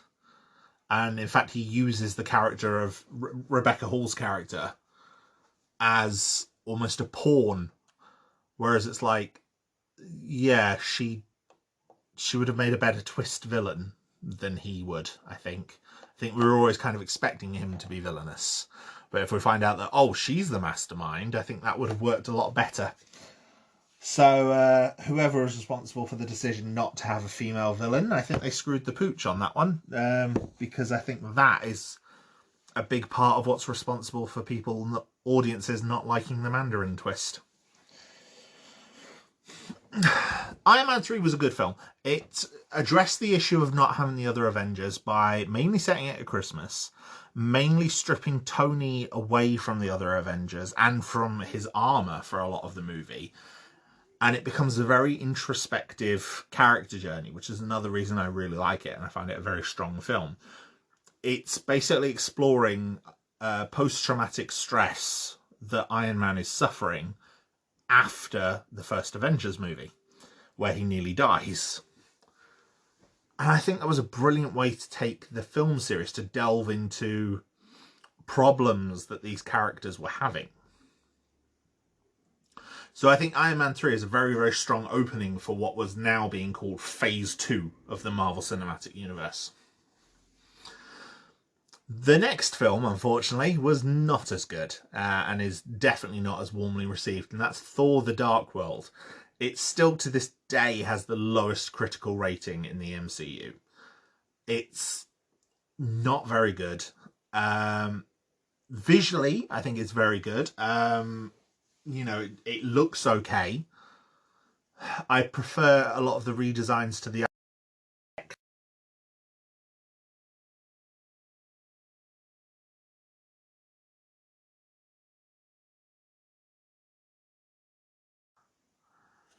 So obviously that's a matter of personal taste. It focused very much on the characters of Thor and Loki, two characters that were proven with audiences and do have a great chemistry between the two actors. So I think the scenes focusing on them are amazing. There's just a lot of extra stuff in it, though. The main villain is not particularly strong. He's played by Christopher Eccleston, playing the character of Malekith. I like Christopher Eccleston as an actor. Obviously, I first mainly knew him from Doctor Who, but then he went on to work in Heroes and a few other things that I've watched over the years.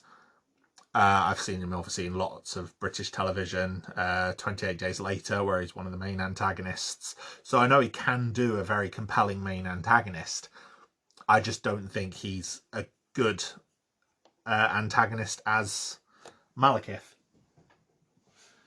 Which is a shame, because the character of Malekith is one of the better Thor enemies in the comics. So yeah, it was... it did not make anywhere near as much money as Iron Man 3 did, thereby cementing Iron Man 3 as one of the most popular characters.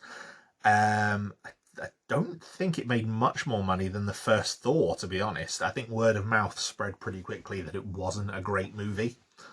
And, it was one I missed at the time and watched subsequently after its release. And it's not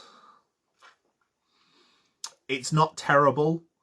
I still think it's perfectly watchable. I like with Iron Man 2, I'd still probably watch it over a lot of other comic book movies. But it's definitely not one of the best.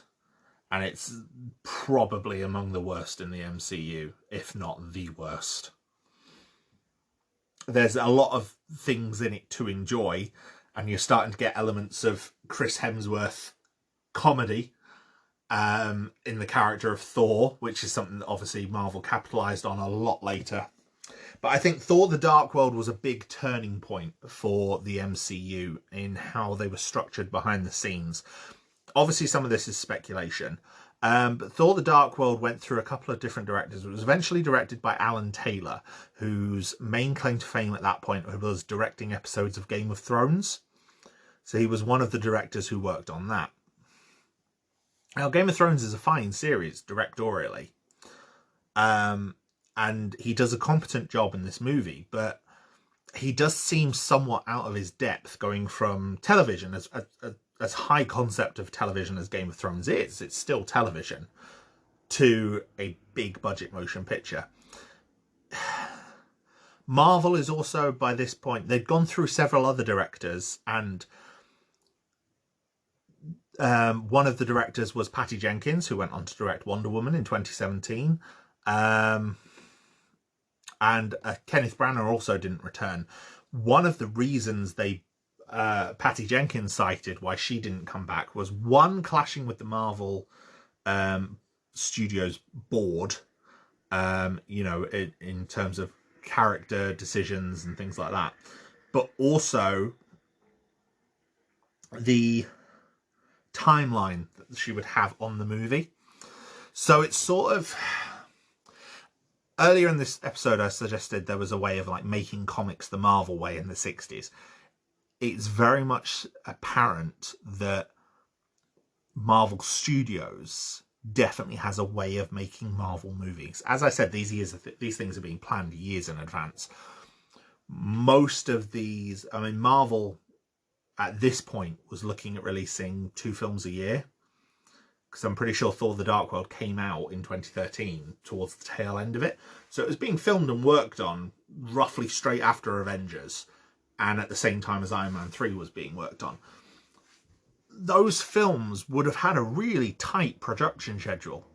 A few months of shooting and all the post-production work for the visual effects. Now, the Marvel movies are very visual effects heavy. The final battle in Iron Man 3, for example, features 50 different Iron Man suits, all CGI created. And they're very, very, very impressive. It's a very visual, it's a visual masterpiece of a final battle. It's a pure spectacle. But that's a lot of visual effects work, which means that those visual effects have to be almost in production before the movies even started shooting. So those action sequences have to be planned out before the script and the story is even finalized.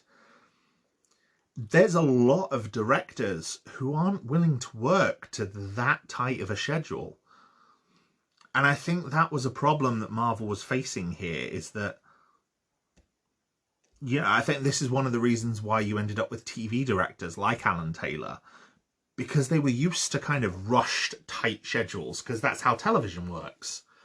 That's how television used to work, especially. You'd have TV shows filming 4 or 5 different episodes at once that would overlap, and the actors would bounce between different scenes and different episodes. Star Trek was filmed that way for years. The problem with Thor the Dark World, however, is the schedule seemed to have really created a clash it was the schedule or something created a clash between the directors, the actors, everything, that suggested that something had to give. Most of the Thor actors after Thor the Dark World, including Anthony Hopkins, who played Odin, Idris Elba, who played Heimdall, even Natalie Portman, who played Jane Foster, even Chris Hemsworth, who played Thor, all basically spoke out in the aftermath of Thor the Dark World and said they weren't willing to come back. They just did not have a fun time making this movie. There was a lot of things about it that they did not enjoy. And I think Obviously, this came out years afterwards, but the production issues would have been known about by Marvel. So this would be in Marvel's brain, as it were. From there, we then get The Winter Soldier, which was the second Captain America film. That was much more positively received. It was directed by Anthony and Joe Russo, who were television directors. They're mainly known for Community, which is a great series, but is more of a situation comedy, although a very bizarre, non-standard situation comedy.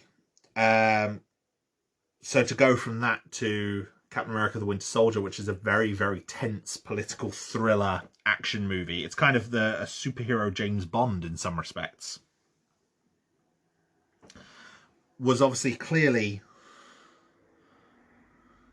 something that they adapted to very, very well. The Winter Soldier is still, even to this day, still regarded as much more favourably among the MCU movies than most of the films that came afterwards.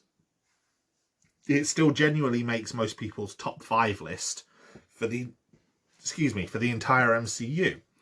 And this was only the 9th film. There's currently 23 of them. So, you know, for the 9th film to still be ranked very highly among 22 other competitors, you know, it's very, very impressive. Winter Soldier, like I said, is a very tense political thriller. Winter Soldier, I think, captured something that is mainstream in comic books, which is the idea of after this event or this crossover or whatever, nothing will ever be the same again. And I think Winter Soldier did kind of capture that. Because what they revealed in the Winter Soldier was that S.H.I.E.L.D. had been infiltrated by Hydra, the enemies from the first Captain America movie.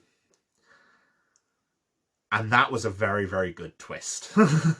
I think most people were aware of the concept of the Winter Soldier. The Winter Soldier had been a character in the comics who was the returned Bucky Barnes. Bucky Barnes being Captain America's sidekick from World War II. For a long... The idea of comic book death is a trope, in the idea that death does not stick in comic books, with the exception of certain characters.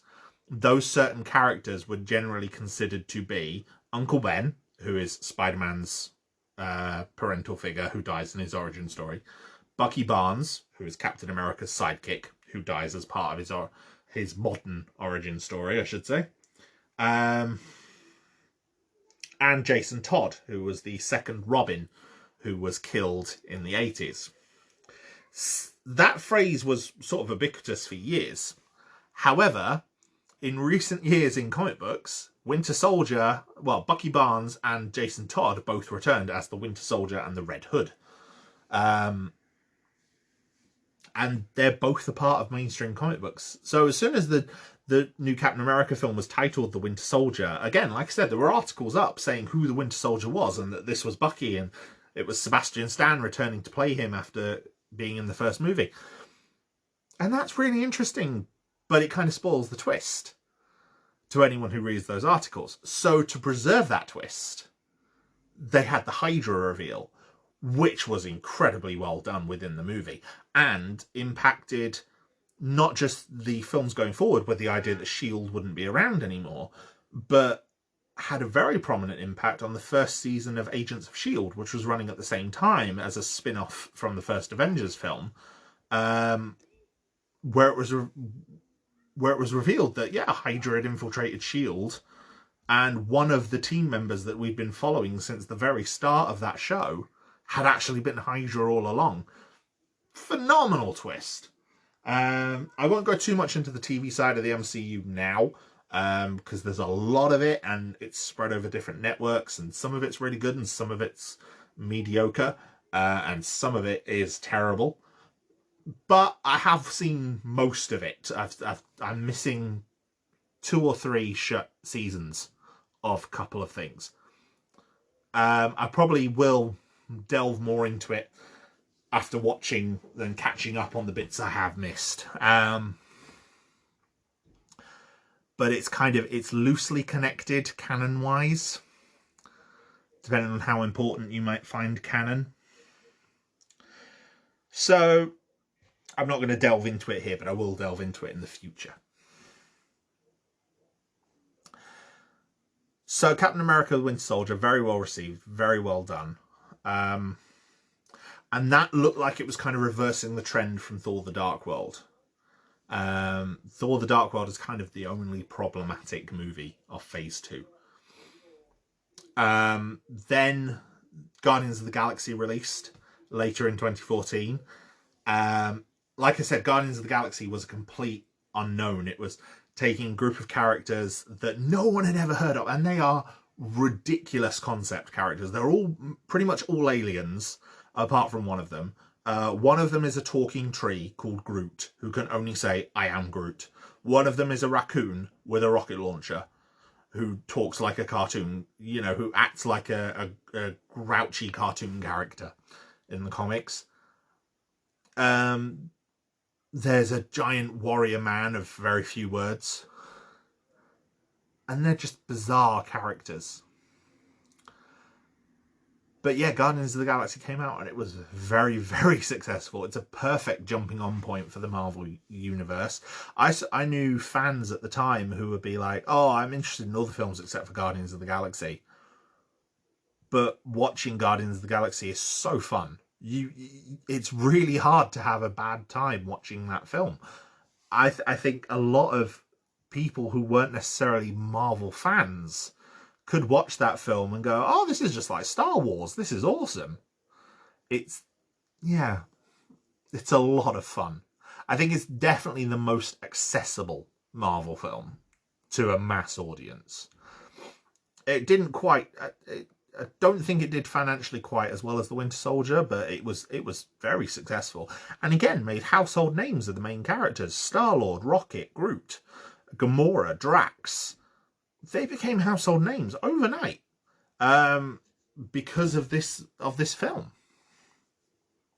But perhaps the most interesting thing that Guardians of the Galaxy did was bring back the character of Thanos and have him behind the scenes and kind of reveal a bit more about him, give us our first real look at him, and have him voiced now by Josh Brolin, who was clearly cast as Thanos to set him up for things in the future.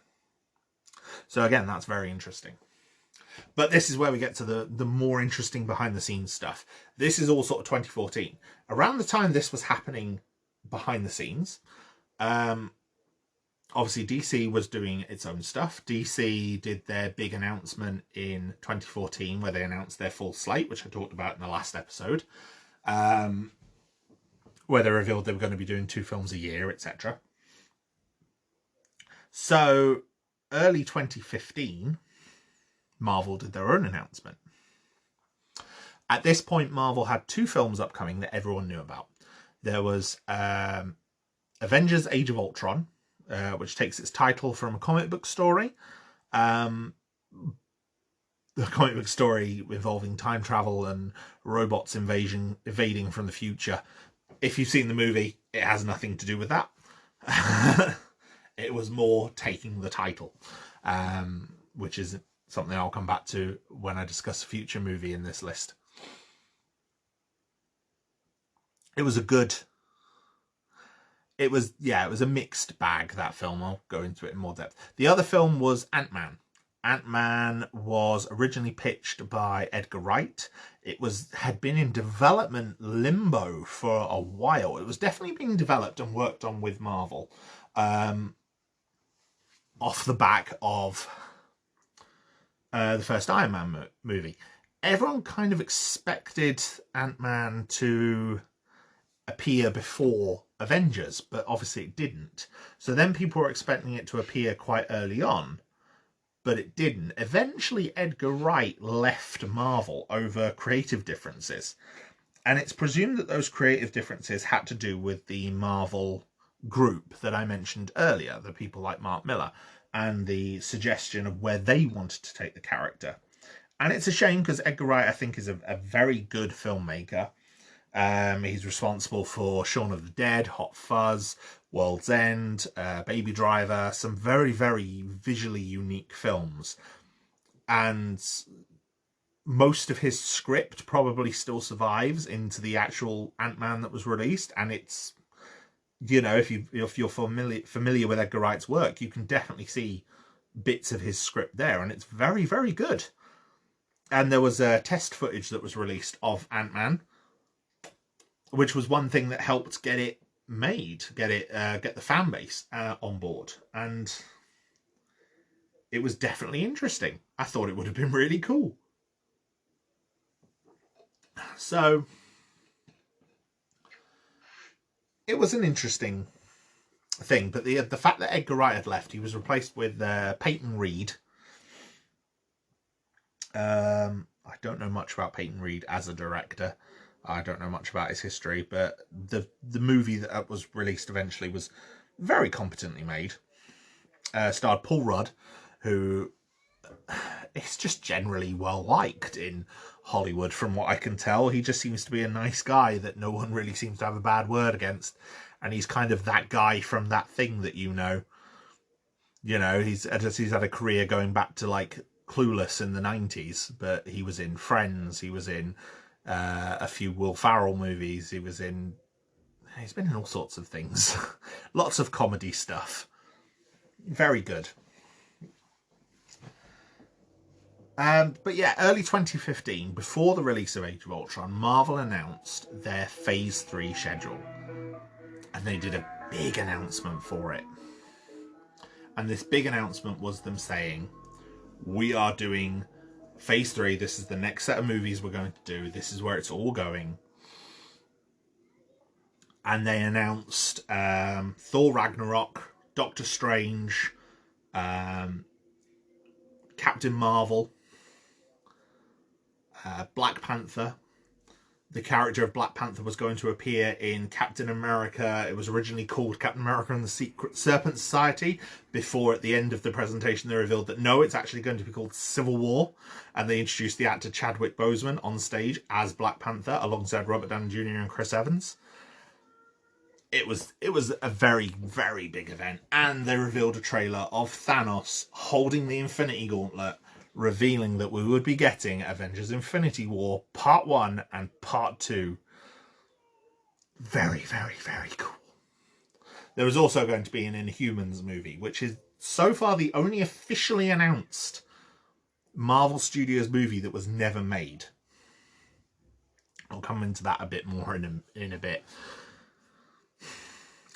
Kevin Feige has later said he regretted doing this call because he felt it lowered the stakes somewhat for Avengers Age of Ultron, knowing, for example, that nothing bad could happen to Thor because Thor was getting a third film.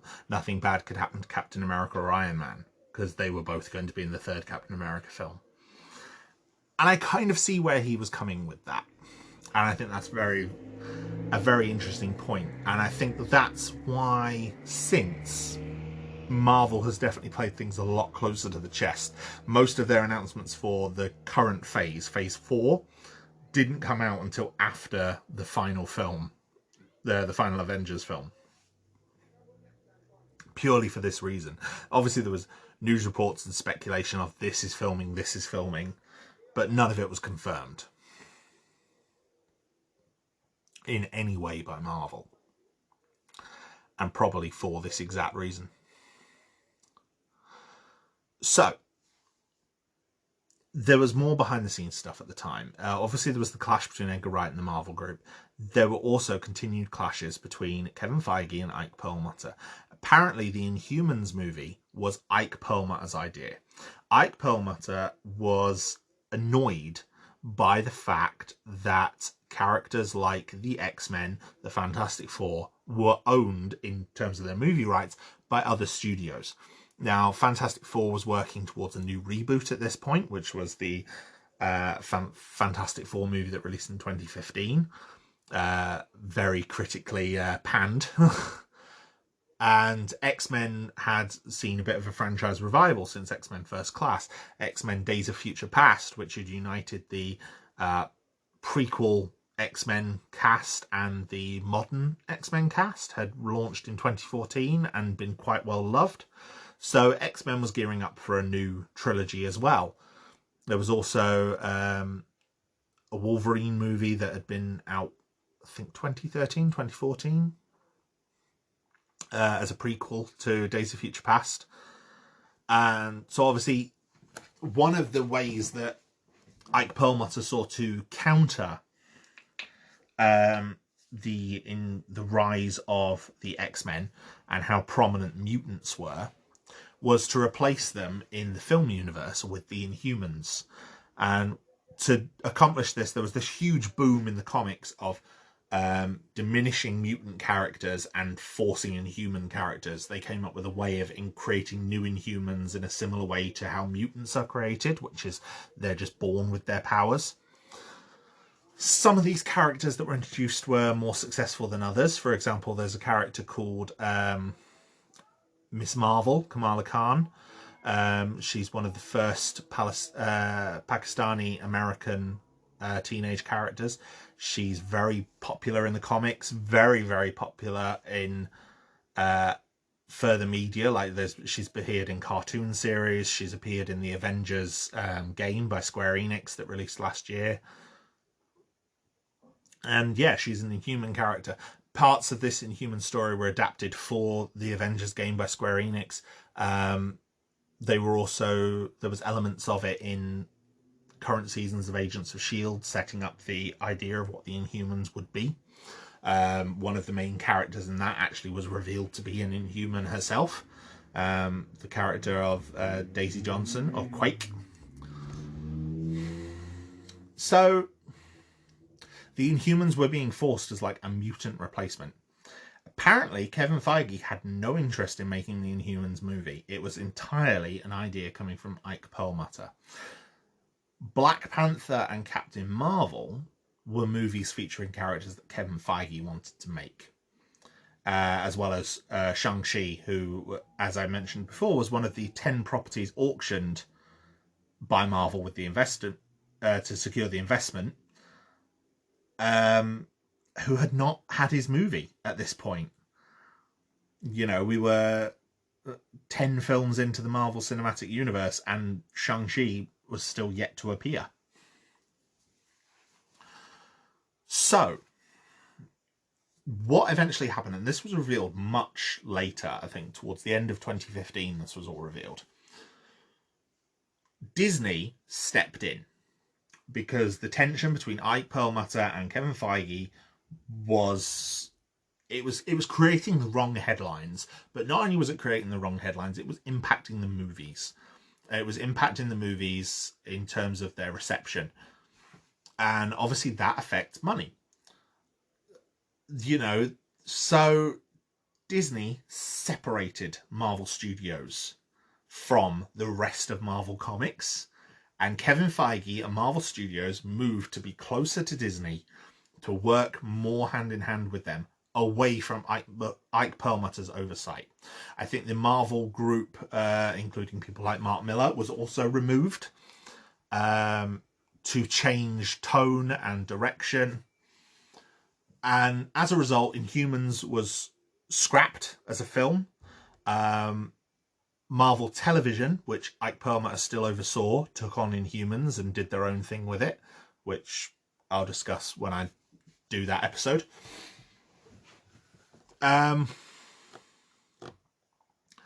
So yeah, a lot of corporate restructuring.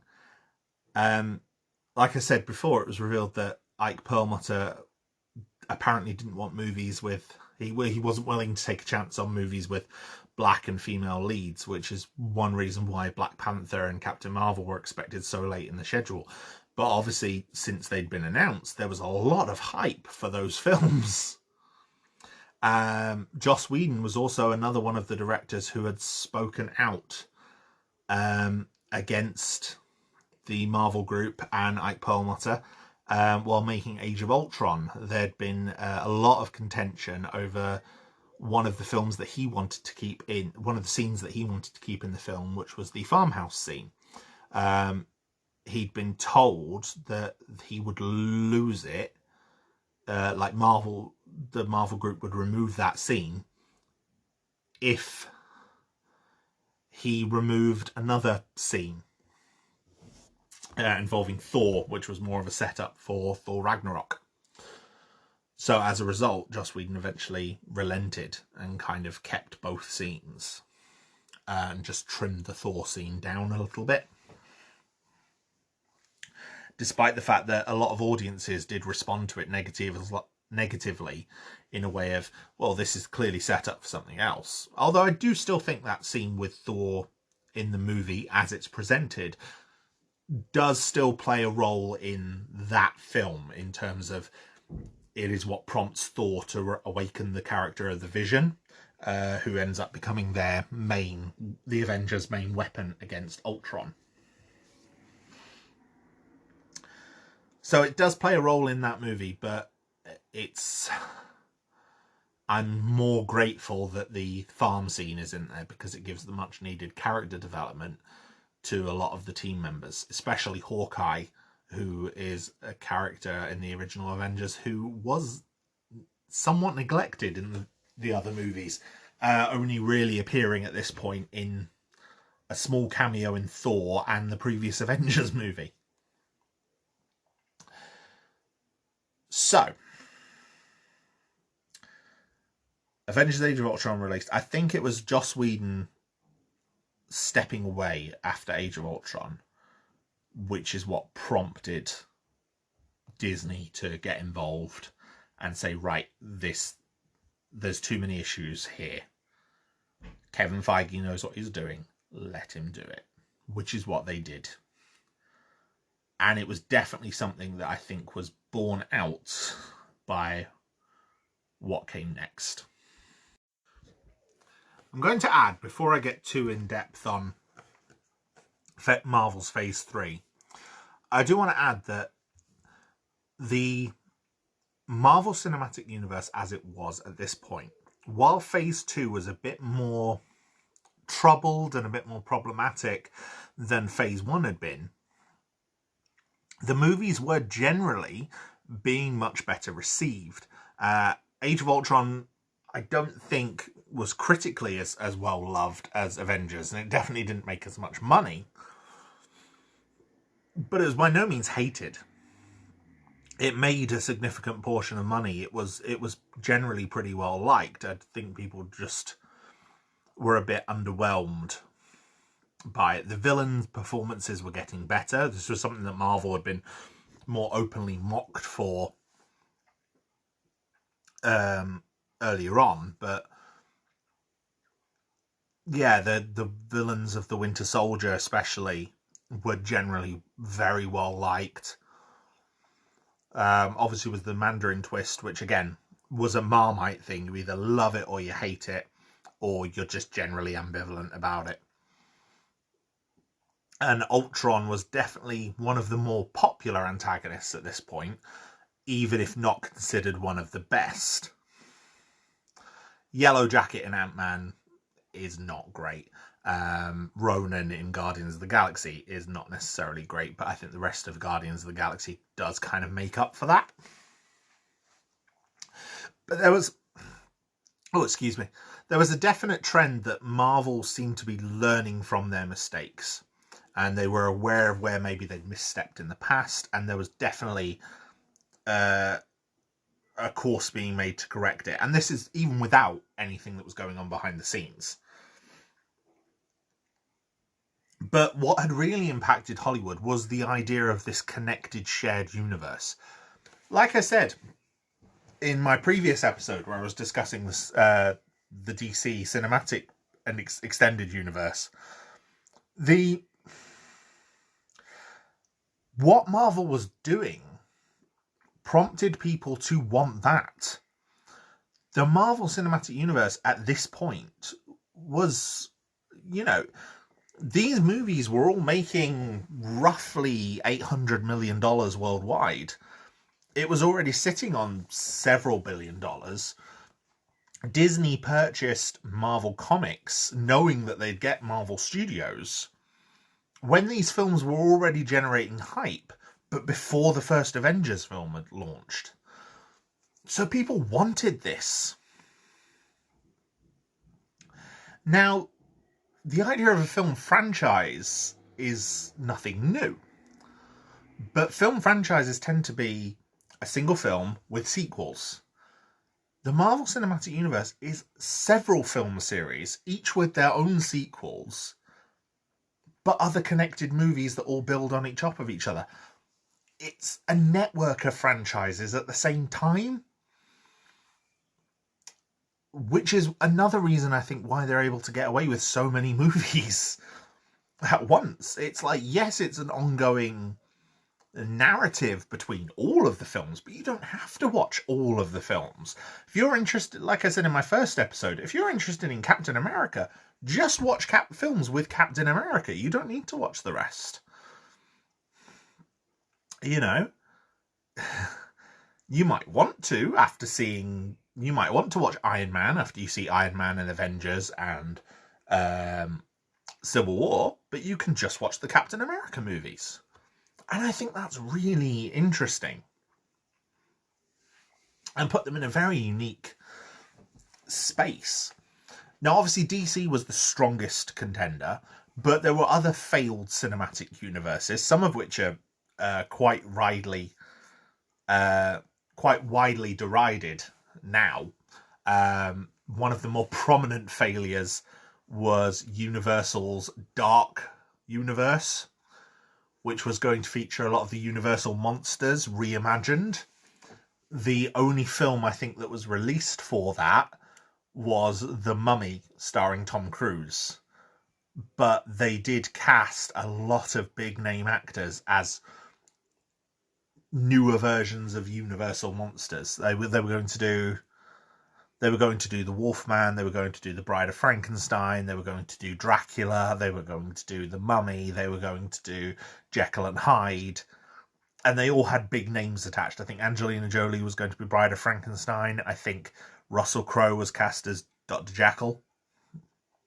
I've forgotten who was cast as the Wolfman. I want to say Benicio del Toro,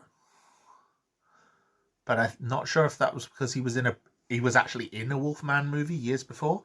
There was a Dracula movie that had been launched as like a reboot, but that hadn't, with Luke Evans, I want to say, from the Hobbit films, that hadn't been particularly successful, so it didn't really go anywhere.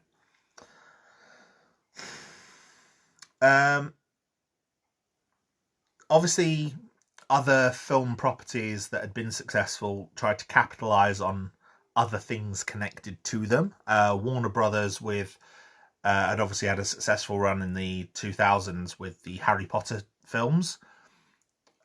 Then announced the Fantastic Beasts and Where to Find Them films, which are a bit more recent. And so far, 2 have been released. The 3rd is in development out of a planned 5. Peter Jackson then went to and turned the Hobbit movies with New Line Cinema into with the Hobbit novel, which is obviously the prequel to Lord of the Rings, which he did a very successful adaptation of. He then went and did a 3-part Hobbit movie, which is not generally well received. And again, it's still connected to the previous franchise, but it's also something different. So far, I think the only other proven cinematic universe, as in a cinematic universe that has staying power beyond a single franchise. I mean, it's still a single franchise, but it does have spin-off movies. It's The Conjuring, which is a horror series. Which is bizarre that, you know, the horror series is the one that's successful. Anything else that's tried superheroes or any other sort of combined universe has just failed and fallen flat. I mean, don't get me wrong, movies like Fantastic Beasts and The Hobbit made money, but they weren't particularly well received. Whereas the Conjuring films are all being made for a fairly modest budget. As a result, they tend to be making decent return on investment. and they're generally pretty liked among horror fans from what I've seen. Some of the spin-offs, not so much. I think The Nun was a bit more of a contested one. One of the Annabelle ones was not particularly loved. I think the second one. But the actual Conjuring movies are pretty good. I saw the trailer this morning for the new film that they've got coming, The Devil Made Me Do It. I thought it looked fantastic. You know, there's... Yeah, they seem to be the only other one that's successful beyond a single franchise. The only other one I could potentially think of as a rival to The Crown, just in terms of the money that it makes, is the Fast and the Furious film series, but that is still very definitely a single franchise. There was the Hobbs and Shaw spin-off, but it was still Fast and Furious. But again, the Hobbs and Shaw was a recent one that only came out last year before. And I think part of the reason that got spun off in the first place was because there was issues behind the development of the next Fast and the Furious installment due to the untimely death of Paul Walker. So, Phase 3. Let's get in depth on Phase 3 now. So, with Phase 3, the first film that was released is Captain America Civil War. Now, it's officially called the first film of Phase 3. However, to me, it's much more of a close of Phase 2 than either Age of Ultron or Ant-Man were. Ant-Man's a very self-contained film. It just so happened to come out last in Phase 2. I don't think there's any reason why it's necessarily the end of Phase 2, except that it just seems to be that's where it fell. Civil War works very well as the beginning and ending of a phase.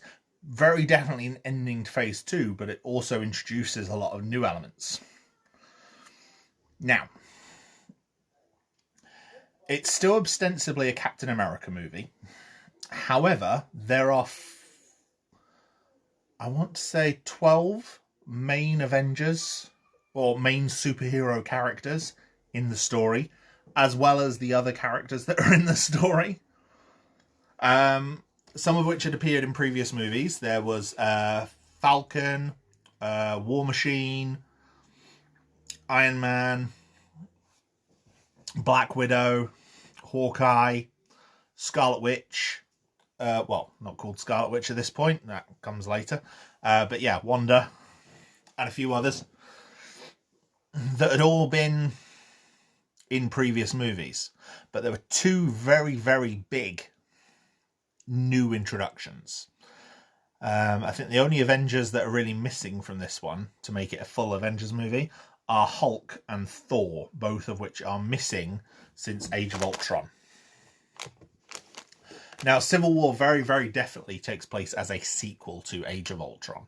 It's a direct sequel to The Winter Soldier in a lot of ways in terms of its main story threads, but it's also a very definite sequel to Age of Ultron. The events of Age of Ultron impact it just as much as events in its early moments. Now, again, it kind of does something that Civil War did, which is Winter Soldier did, which is change the universe forever. But I'll get to that in a minute. What it did was introduce two new characters. Obviously, it was the aforementioned Chadwick Boseman as the Black Panther. In the comic storyline of Civil War, which was obviously adapted loosely, I think in a superior way for the film.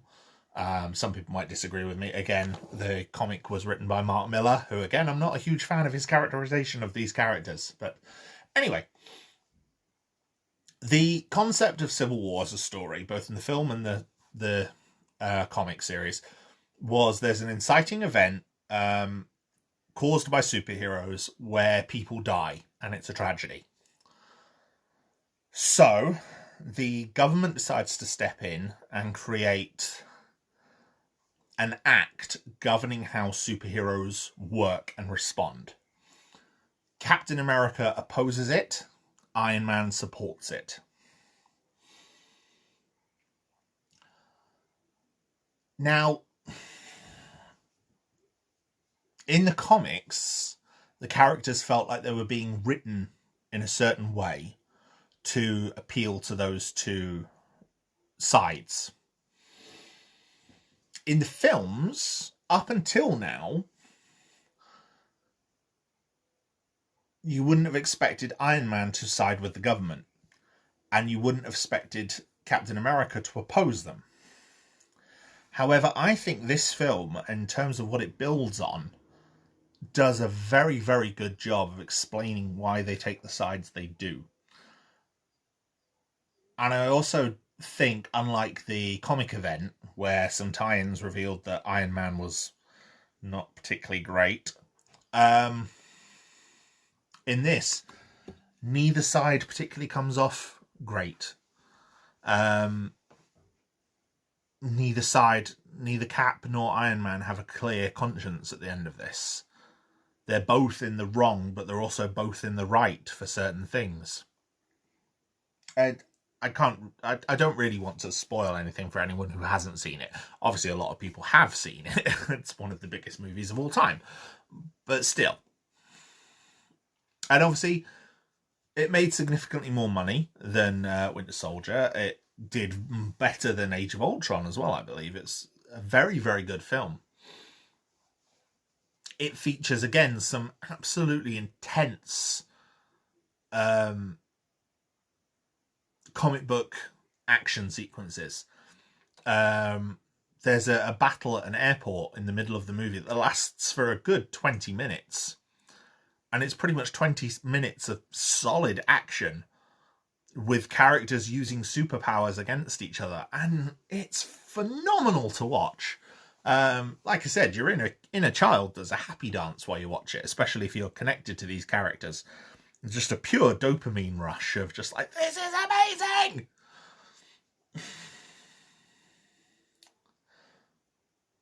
But yeah, in the comic, there is a character torn between the two sides. That character in the comic is Spider-Man. Marvel didn't have the rights to Spider-Man, so they started the pre-production with the character of Black Panther filling that role, which he does very well. However, in 2015, there was a deal reached between Sony and Marvel. Sony and Marvel had been working together. They'd had discussions over the years. Before Avengers in 2012, Sony was working on their own movie, which also released in 2012, which was a reboot of Spider-Man called The Amazing Spider-Man, starring Andrew Garfield. One of the buildings that they created for that was going to be Oscorp Tower. Oscorp Tower would have been a CGI structure in the middle of New York. Marvel intended to feature Oscorp Tower in Avengers in a similar sort of way to the crossovers that they had with Universal's Incredible Hulk in the early stages of the MCU. It would have been a clean reboot for Spider-Man, and it would have allowed him to be part of the same universe with the Avengers. Unfortunately, that model was not complete by the time Avengers had to finalize production. So that crossover never happened. Amazing Spider-Man did relatively well. Its sequel, Amazing Spider-Man 2, again, trying to build on a cinematic universe with lots of setup, but with only a limited scope of characters. Like, Sony had plans off the back of Amazing Spider-Man 2. But Amazing Spider-Man 2 had a very, very troubled edit. Its edit is not great. There's whole plot lines, whole characters that have been exercised from that film. Like Shailene Woodley was originally cast as Mary Jane. She's not in the final film at all. And I think it hurts the film that it's very clearly been meddled with. As a result, the film did not do well critically. Or commercially either, I don't think. So Sony looked towards abandoning their current plans and working with Marvel. As a result, they reached a deal where the two studios would sort of co-own the character of Spider-Man. Kevin Feige and the Marvel Studios team would help Sony to make their Spider-Man movies, and they would be part of the Marvel Cinematic Universe. And as a result, Sony would get the money for those, but Marvel would also be allowed to use Spider-Man in several of their Avengers movies. Captain America Civil War became the debut for a brand new Spider-Man, played by Tom Holland. I really like that version of Spider-Man. His own spin-off movie, Spider-Man Homecoming, which was obviously released by Sony, was then added to the Phase 3 slate. Spider-Man Homecoming is pretty much a school teen drama movie starring Spider-Man, and a very early in his career Spider-Man at that. It features Iron Man in a mentor role, which some people did not like because it kind of removes Peter away from the character of Uncle Ben. Although I have a theory about that the Marvel Cinematic Universe tends to move in real time. So the invasion of New York happens in 2012 when Avengers released. Civil War takes place in 2016. In 2016, in Civil War, Spider-Man is only 15 years old. It was later retconned that there's a child in Iron Man 2, which is set in 2010, 2011. That child was later revealed to be an 8-year-old Peter Parker by Kevin Feige. Obviously not intended to be so at the time.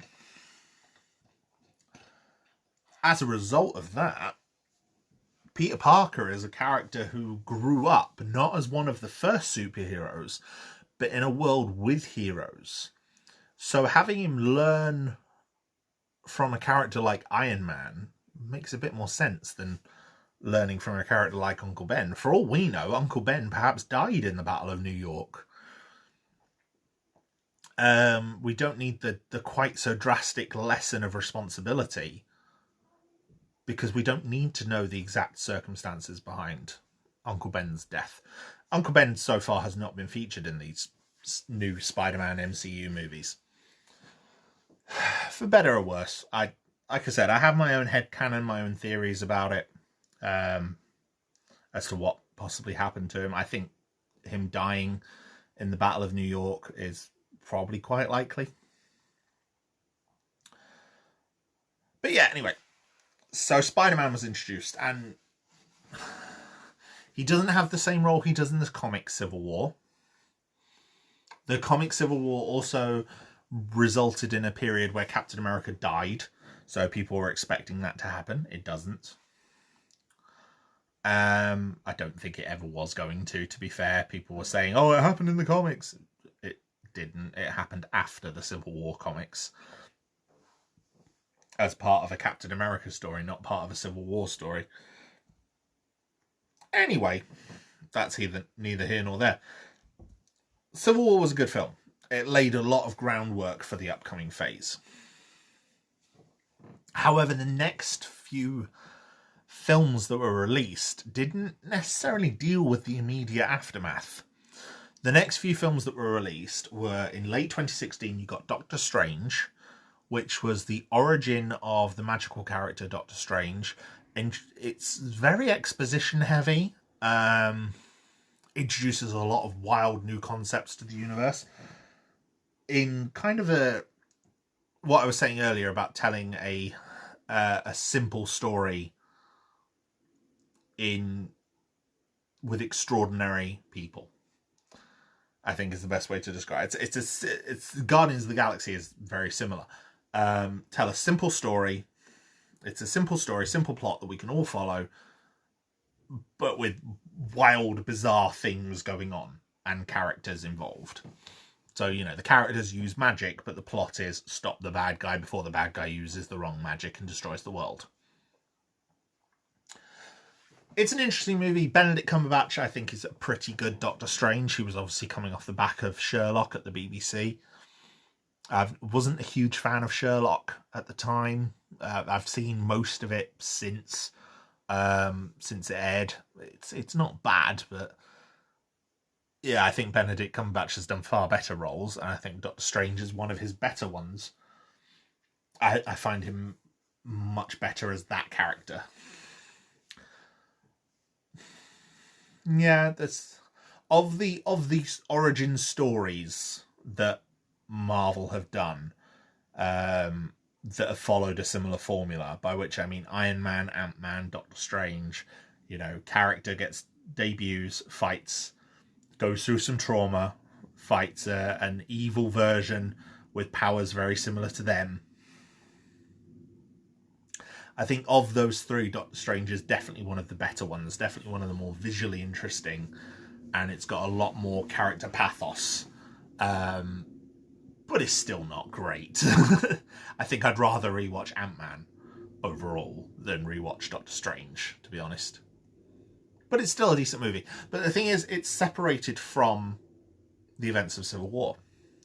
So we know those events. The Civil War ends with the Avengers split in half. Captain America and his half of the team are rogues and wanted by the government because they've been broken out of prison. Iron Man is one of the last remaining Avengers. And that story, and Thor and Hulk are still missing, and the Act is still in place. The Sokovia Accords are still in place. And none of that's delved into in the upcoming movies, because the next movie after Doctor Strange is a prequel starring the Guardians of the Galaxy, set 2 months after the first Guardians of the Galaxy movie in 2014. It's Guardians of the Galaxy Volume 2. I love this one. Some people do not find it as good as the first one. I think it's far better. The YouTuber Lindsay Ellis does a brilliant video breaking down the emotional tones of Guardians of the Galaxy Volume 2, which I highly recommend to anyone. But yeah, it's a very impactful, very emotional movie. It's full of some amazing character development. And I think it becomes pretty much essential viewing for the entire series of the MCU. If you want the core stories of these characters before getting to the finale, Guardians 2 is essential. And it has, by far, the first truly amazing villain in the MCU. The character of Ego, played by Kurt Russell, is a phenomenal villain. He's got a plan that we can kind of empathize with. He's got a charisma that is captivating. Yeah, he's a very, very good, very well written villain, and visually the scenes with him are incredible. You know, the final battle sequences, the action sequences, they are fantastic. And the film is bizarre. It has emotional depth to it. It has this gravity. It has a love story. It has character development. It has an ending that made me cry. Like, I am not ashamed to say I will weep at that movie when I watch it. It is fantastic. And yeah, it's brilliant. But again, completely removed from Earth, even completely removed from the time of the rest of the movies. It does reveal something very, very cool, which is that Stan Lee, who has been cameoing in every single film, has been playing the same character in each film, which was revealed, which was confirmed by Kevin Feige off the back of this, which was fantastic. So, Stan Lee's cameos are a core part of the MCU that I think a lot of people like. Some of them are better than others. My two favourites, if I had to pick my favourite, it's a toss-up between The Winter Soldier or Ant-Man and the Wasp, to be honest. I think the one on Ant-Man and the Wasp works on a very meta level. He goes to unlock his car, and his car shrinks in front of him, prompting him to say, well, the 60s were fun, but I'm paying for it now. Which I think is a brilliant gag. Because that was Stan Lee's career. He created all these characters in the 60s and he's been tied to them ever since. So on a meta level, I think that one is perfect. But I think my favorite one, probably just because it makes me laugh, is in Captain America the Winter Soldier, where he's playing a security guard at the Captain America exhibit at the Smithsonian, and he notices that Steve has stolen Captain America's uniform, to which his response is, "Oh man, I am so fired." Which is just funny. So yeah, that's my quick aside for Stan Lee, who I very much respect, despite any personal opinions I may have on the man. I definitely respect his body of work and his commitment to these characters. And having him cameo in every film in the series up until his death was something I looked forward to. Let's just put it that way. So yeah, again, removed from Earth. The third film, I mean, there was Spider-Man Homecoming was the next one, which did feature an aftermath. It was set several months after Civil War, but it was very closely focused on the character of Spider-Man. Iron Man appears, and it was, I think Spider-Man Homecoming does a lot of very, very great world building, justifying what life for more ordinary people is like in the MCU.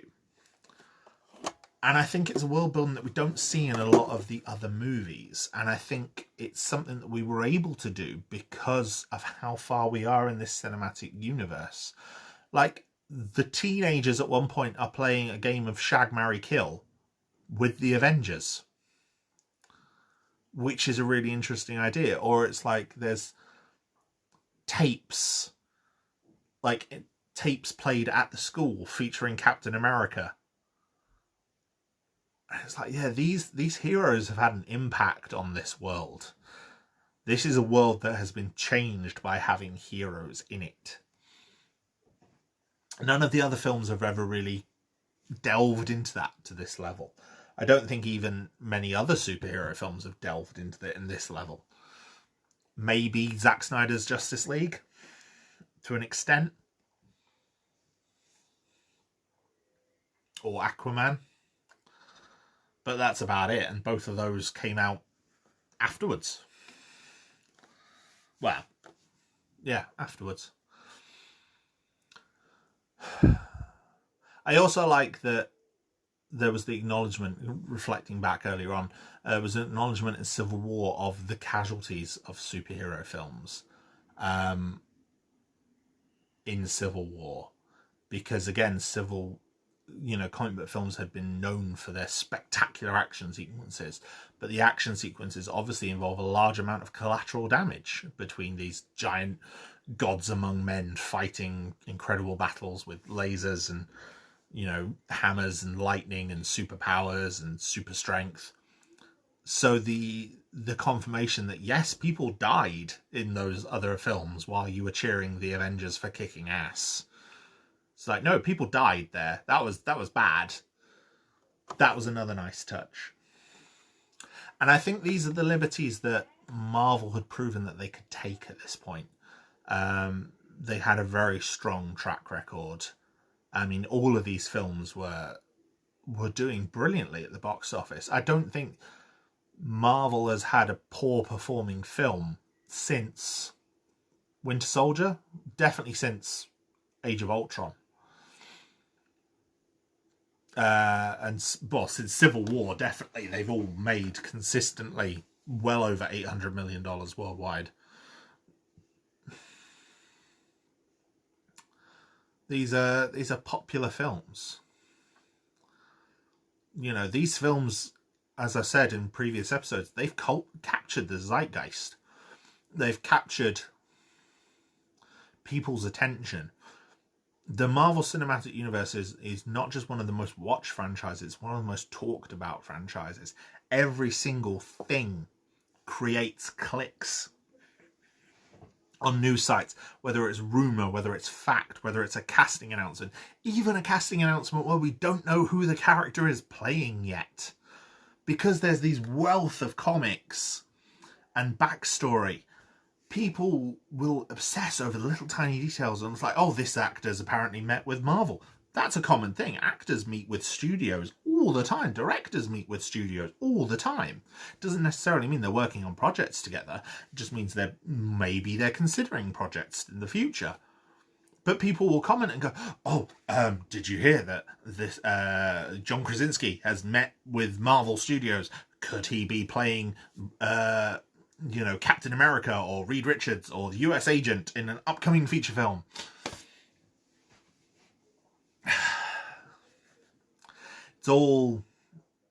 It's very cool. It's very interesting, I think, where these things go.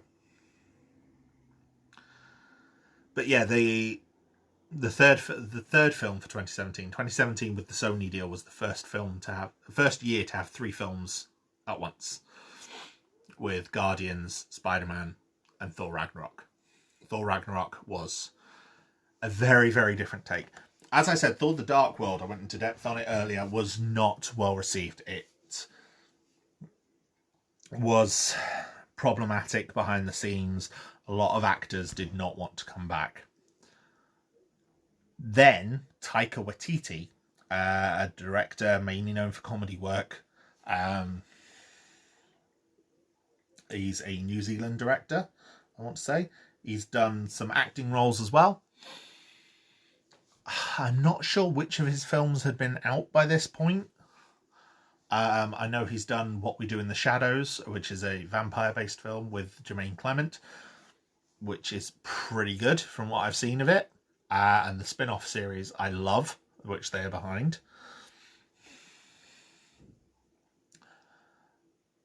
But he apparently met with Marvel Studios and pitched to them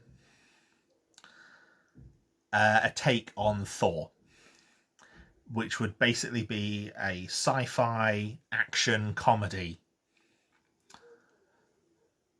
And apparently Kevin Feige loved it. It's very rare that directors apparently get to pitch Marvel. Marvel is the one that usually has the ideas of what they want to do. Taika Waititi's pitch captured Marvel to the point that they went, yes, that. We're doing that. And I think that's amazing. Thor Ragnarok is hilarious. It's one of the strongest movies in the MCU. The base characters that you need to tell the story return. So Thor, Chris Hemsworth as Thor, Tom Hiddleston as Loki, Anthony Hopkins as Odin very briefly, and Idris Elba as Heimdall. Other characters appear and get killed off very, very quickly. It's very funny. The whole thing makes me think of a sci-fi fever dream. It takes so much visual inspiration from the comics, especially comics by Jack Kirby, who was one of the pivotal early Marvel creators alongside Stan Lee. And it just looks fantastic. It has one of the shortest run times in the MCU because it just doesn't hang about. It's phenomenal to watch. If you haven't seen it, please go and watch it. It's one of the best. Don't be put off that it's the third film. You don't need to know anything else. You can just go straight into it. And it is fantastic. Absolutely fantastic. And the cliffhanger at the very end of it, the very final post-credit sequence, leads straight into one of the finale films. And again, explain what Thor had been doing for the past 2 years. Yeah, the end credits twists and teases were becoming a staple of the MCU at this point. They'd obviously been a staple quite early on, but they were very definitely being used to set up future properties or feature scenes from other properties. I think so far, with the exception of films that haven't gotten sequels yet, every tease has paid off somewhere. Not necessarily in the next film, but they have paid off. For example, Thor the Dark World, the main MacGuffin in that, is revealed to be an Infinity Stone.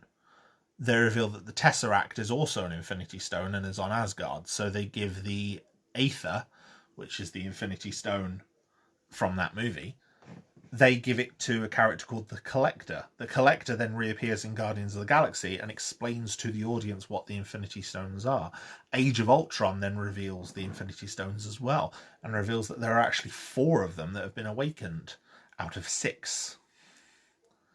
So it was very definite a build of what was going to happen now. And like I said, that's a post-credit sequence where it's revealed that these are the Infinity Stones, and then it becomes a key plot thread going forward. Like the Doctor Strange's post-credit sequence is a scene from Thor Ragnarok featuring Doctor Strange and Thor together. And it's a very funny scene. It's part of a much longer, very funny scene in the actual movie. Thor Ragnarok also featured the return of the Hulk, another character who'd been missing, and was set up to provide a more thorough storyline for the Hulk. After previous attempts to give him a storyline in Age of Ultron had kind of fallen flat with audiences. They tried to give him a romance with Black Widow. People were generally not on board with it, I think, due to some problematic things that Black Widow said in the film that caused controversy. I think some of it was blown out of proportion due to internet reaction, but some of it was probably deserved. The return of the Hulk was also because Universal, as I said earlier, do not seem to want to do another Hulk film because it would require splitting profits with Marvel.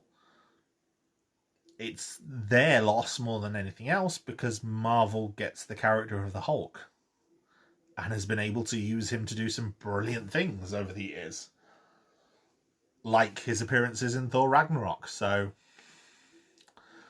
Universal's loss is Marvel's gain. So we then got the Black Panther movie. Black Panther became the first MCU film to be nominated for an Oscar.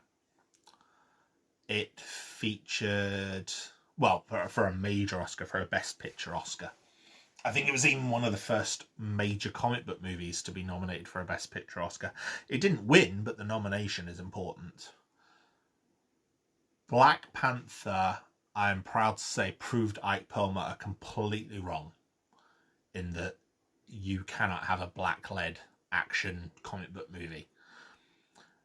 Of the main cast members, there are exactly 2 white guys, and neither of them are really main characters. Like, they're not the main villain, they're not the main antagonist, they're not the main character, they're not the love interest.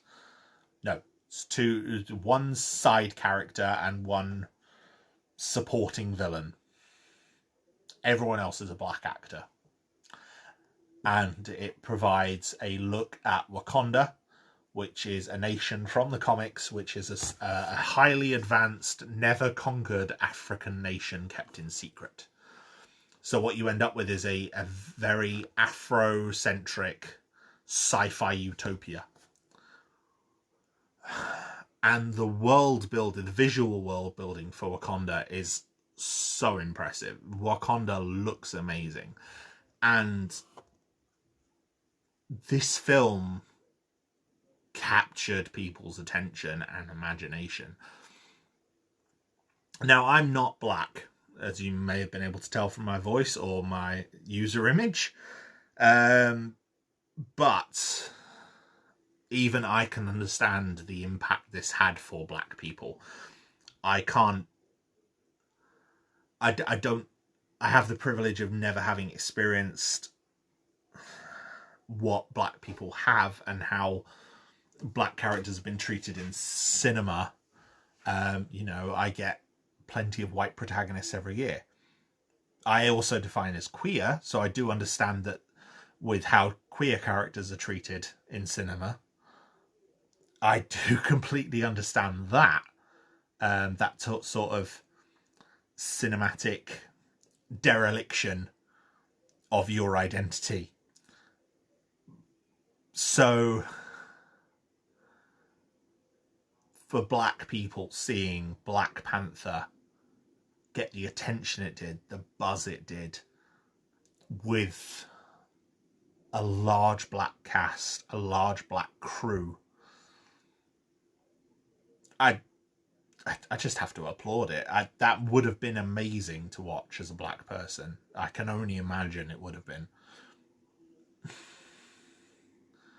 I haven't had the pleasure of watching it with any of my black friends yet. Many of the black friends I have live in America, very far away from me. But I know how excited they were to watch Black Panther. And yeah, I'm glad they all got this movie that is incredible. It's flawed. It has problems. A lot of the visuals do come across as quite rushed. Probably due to how much CGI there is and Marvel's increasingly constricted production schedule for its movies. But what is there is brilliant to watch, and the story is fantastic. The villain is amazing. All the characters are interesting in their own ways, and all of the actors could easily be leading actors in any film. All of them, every single one of them. And I'm glad that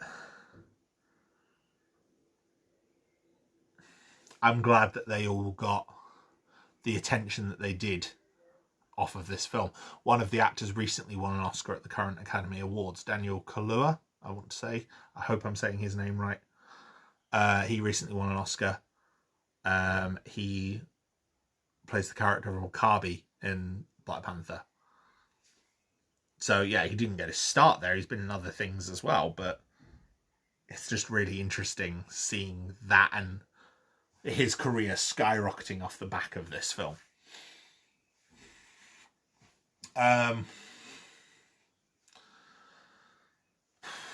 It becomes even more of a phenomenal achievement when you realise that Chadwick Boseman, who played T'Challa, the Black Panther, who tragically passed from cancer last year, and you learn that he was fighting cancer while filming that film and the subsequent Avengers films. And that's insane that he did such an amazing job while struggling in that way and keeping it private. Like, his co-stars said they had no idea. His death was sudden and unexpected for multitude of people, including his co-stars. I think only really his family were expecting it. So yeah, I do like Black Panther, and I like what it did to the wider discourse of superhero films, and more importantly, films in general. The idea that you could have a black-led film and it would be successful. Off the back of that, you got Jordan Peele creating horror films like Get Out and This Is Us. Is it This Is Us or just Us? I can't remember. We've had films that are both. There's projects that are both, and I'm getting confused which one's which. Also starring Lupita Nyong'o and Winston Duke, who are both in Black Panther as well, and Daniel Kaluuya stars in Get Out. But yeah, the idea that there is an audience for black films and that finally we can start to cater to it and that they will make money. Black Panther made over $1 billion worldwide. It was a phenomenon. Black Panther even got shown in Arabia. You know, that's how You know, Saudi Arabia is very strict on the movies they show. They showed Black Panther. They only accept certain American films every year. But Black Panther made it into Saudi Arabia. It made it into China. So it's the idea, oh, you can't have black-led films because they can't appeal around the world. Well, it was demonstrably bollocks. Because Black Panther proved otherwise. And I think that's amazing. So I think that's the latest example at this point in my retelling of the MCU of changing cinema in a good way. And like I said, it was the first comic book film to get nominated for a Best Picture Oscar. And like I said, it didn't win. But the fact it was nominated itself meant that it was being taken seriously. It had had a cultural impact beyond just comic book fans. And that's a good thing. Now, that released in early 2018. The next film in 2018 was the big one. And that was Avengers Infinity War. I'll discuss Infinity War a bit more in a minute. In a few minutes. There were two films released between... Infinity War was originally going to be a part 1 and part 2. They were both filmed together, featuring a lot of the cast. It was very, very secretive. Everyone knew it was Infinity War. Eventually it was changed from part 1 and part 2 to just Infinity War. But we knew there was a fourth Avengers film coming. But we were told that they won't necessarily be a part 1 and part 2. There's going to be a very, very definite end of the first film to lead into the second film. So yeah, we'll get to that more in a minute. But obviously in the gap in between, some other films have been pushed back due to the addition of Spider-Man. And the addition of the Ant-Man sequel, Ant-Man and the Wasp. And that was Captain Marvel and Ant-Man and the Wasp. They released in the middle of the two Avengers movies, Infinity War and the sequel Endgame. Now, Captain Marvel is a prequel. It's set pretty much entirely in the 90s, and again is a female-led superhero film. And again, it went on to make $1 billion. So, again, proving that there is a market for female-led action films, female-led superhero films. Slightly not quite as impactful because DC had done it first with Wonder Woman. Although I'm kind of glad that Wonder Woman was first, just purely from a respect to the source material standpoint. Wonder Woman deserved to be first.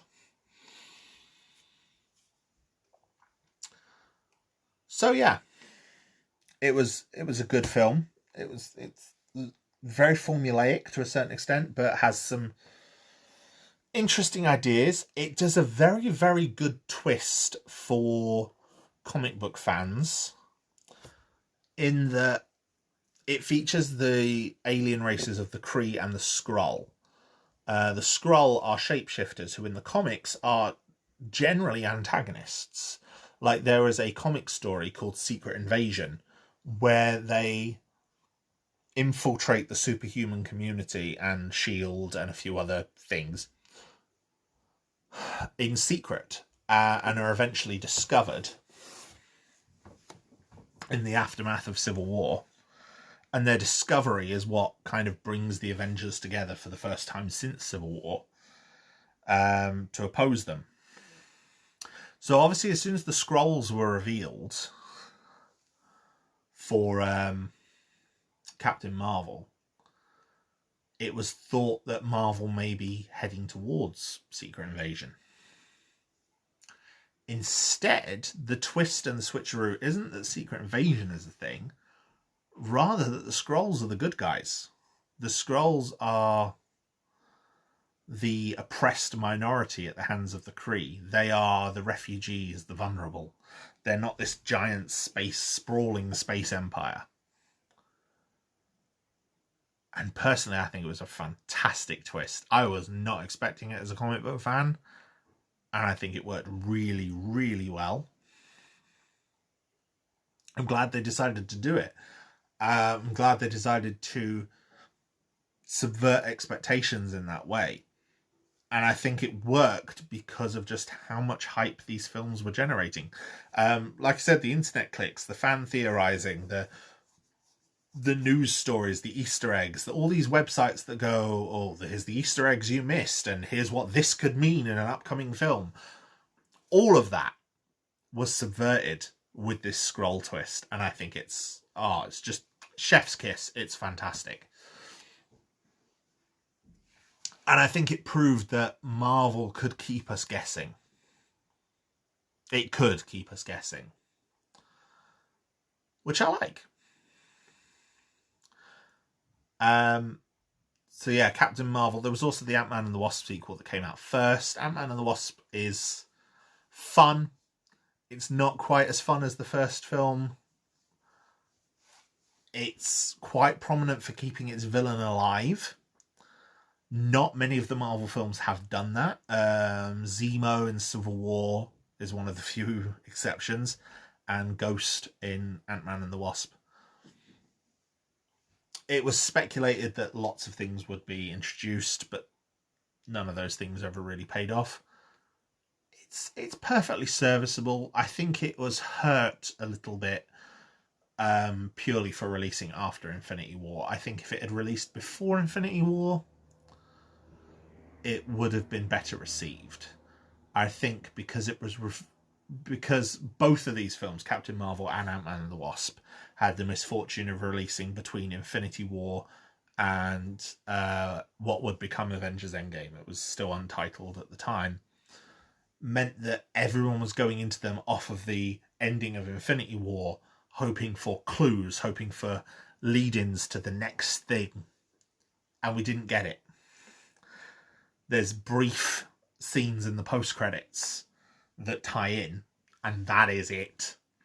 The rest of the films are their own self-contained stories, and they are very much not connected to Infinity War. But yeah, Phase 3 was very successful. It did a lot of things right. It propelled the MCU just to bigger and better heights. By this point, Marvel was very clearly the biggest franchise in the history of the planet, in the history of filmmaking. If you look at like box office numbers for the highest grossing franchises, Marvel is now leagues above anything else. Billions and billions of dollars ahead of anything else. Now, I'm a bit of a lefty socialist type, so I'm not a huge fan of corporations. But I will freely admit, I think it's cool. I think it's very, very cool that these films exist. These distilled versions of these characters exist, and these characters and these storylines that I can show to my friends and family and say, this is what I've been interested in for 30 years, and this is why it's so good. And they can watch it and they can go, oh, I see it. I understand. Makes sense to me now. And I like that it's turned us all into geeks, and everyone is interested in the next thing that Marvel is doing. Marvel is this huge juggernaut, and I will freely admit, as much distaste as I have for certain things that the Disney Corporation does, while they have Marvel, they have my money, at least when it comes to Marvel properties. Nothing else necessarily, but yeah, when it comes to the Marvel properties, they kind of have me by the balls. And I'm kind of okay with that. But yeah, obviously all this build up was leading to one thing, which was Avengers Infinity War.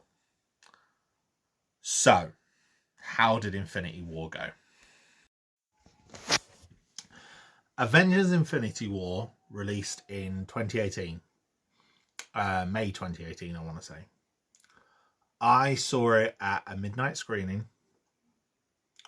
In the pre-release, there was a lot of promotional material released by the Russo brothers, the directors, they'd been appointed director of these two films after their work on The Winter Soldier and Captain America Civil War, especially with Civil War, where they proved that they could juggle a large cast very, very well. Probably again due to their background in television, specifically on something like Community, which has 7-8 main characters. Now,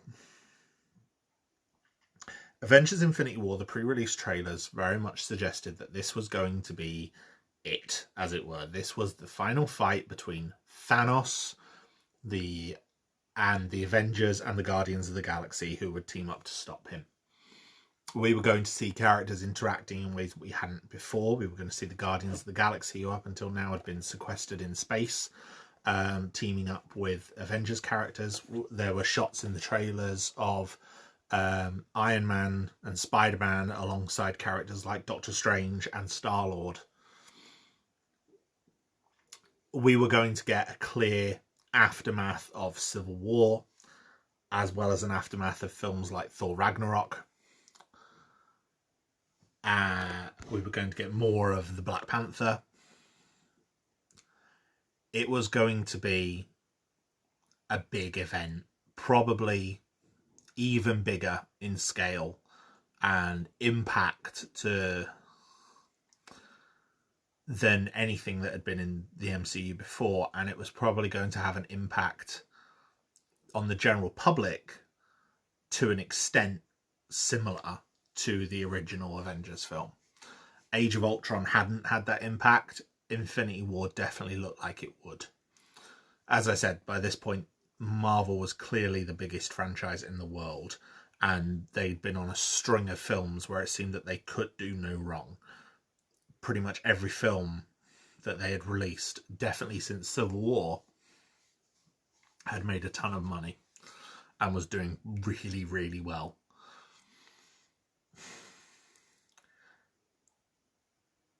The biggest thing that suggested that this was going to be something we'd never seen before and something that would shock audiences, however, was the release from the Russo brothers before release saying, "Thanos demands your silence," which was a hashtag that ended up trending on Twitter for a while before and a while after the release, basically saying that this movie has big spoilers.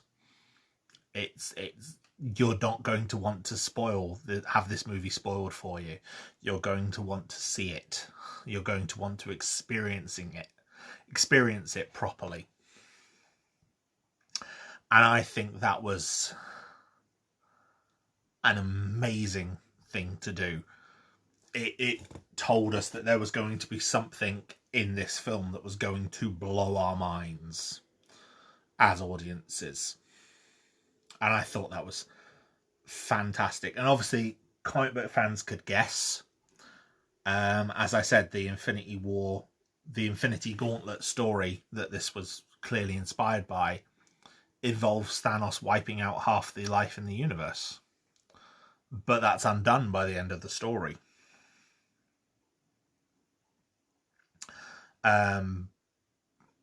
But it also involves Thanos killing a lot of heroes.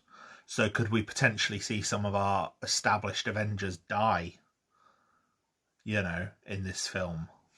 Were we going to see, the original Infinity Gauntlet storyline features the death of Iron Man, Captain America, Thor. Were we going to see that? It was interesting. We'd seen scenes in the trailers of Thanos fighting all of the Avengers. We knew that it was coming.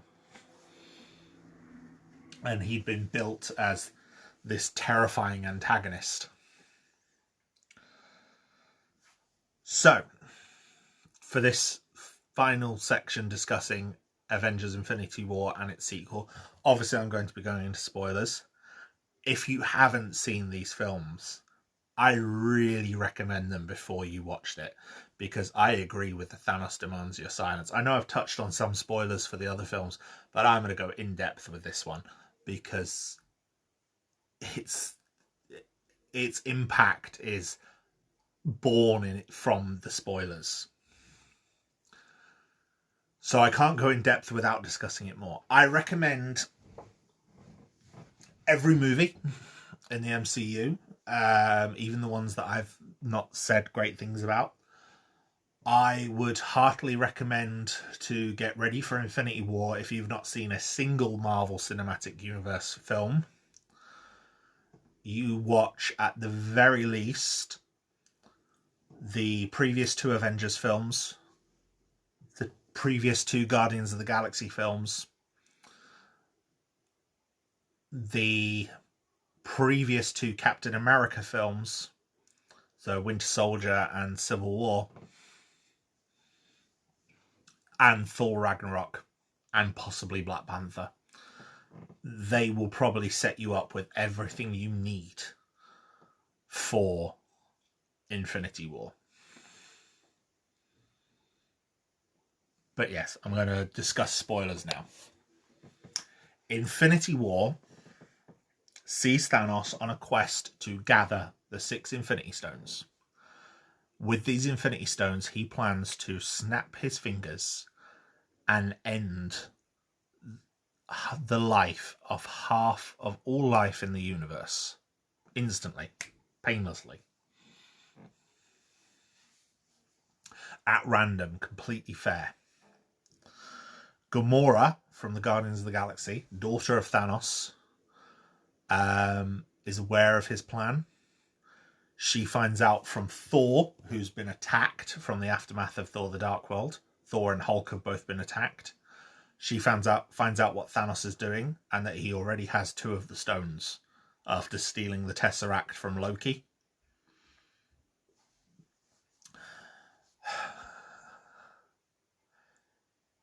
So, the Guardians in space make an effort to go and stop him. They run into several other characters doing so, including Iron Man and Doctor Strange, who were taken from Earth after an encounter with the Hulk, who also warned them about Thanos. Spider-Man as well ended up tagging along with Iron Man and Doctor Strange by accident. Meanwhile, Hulk manages to get the rest of the Avengers together, including Steve Rogers, Black Widow, the Falcon, Black Panther, and a whole load of others, to come together to oppose Thanos.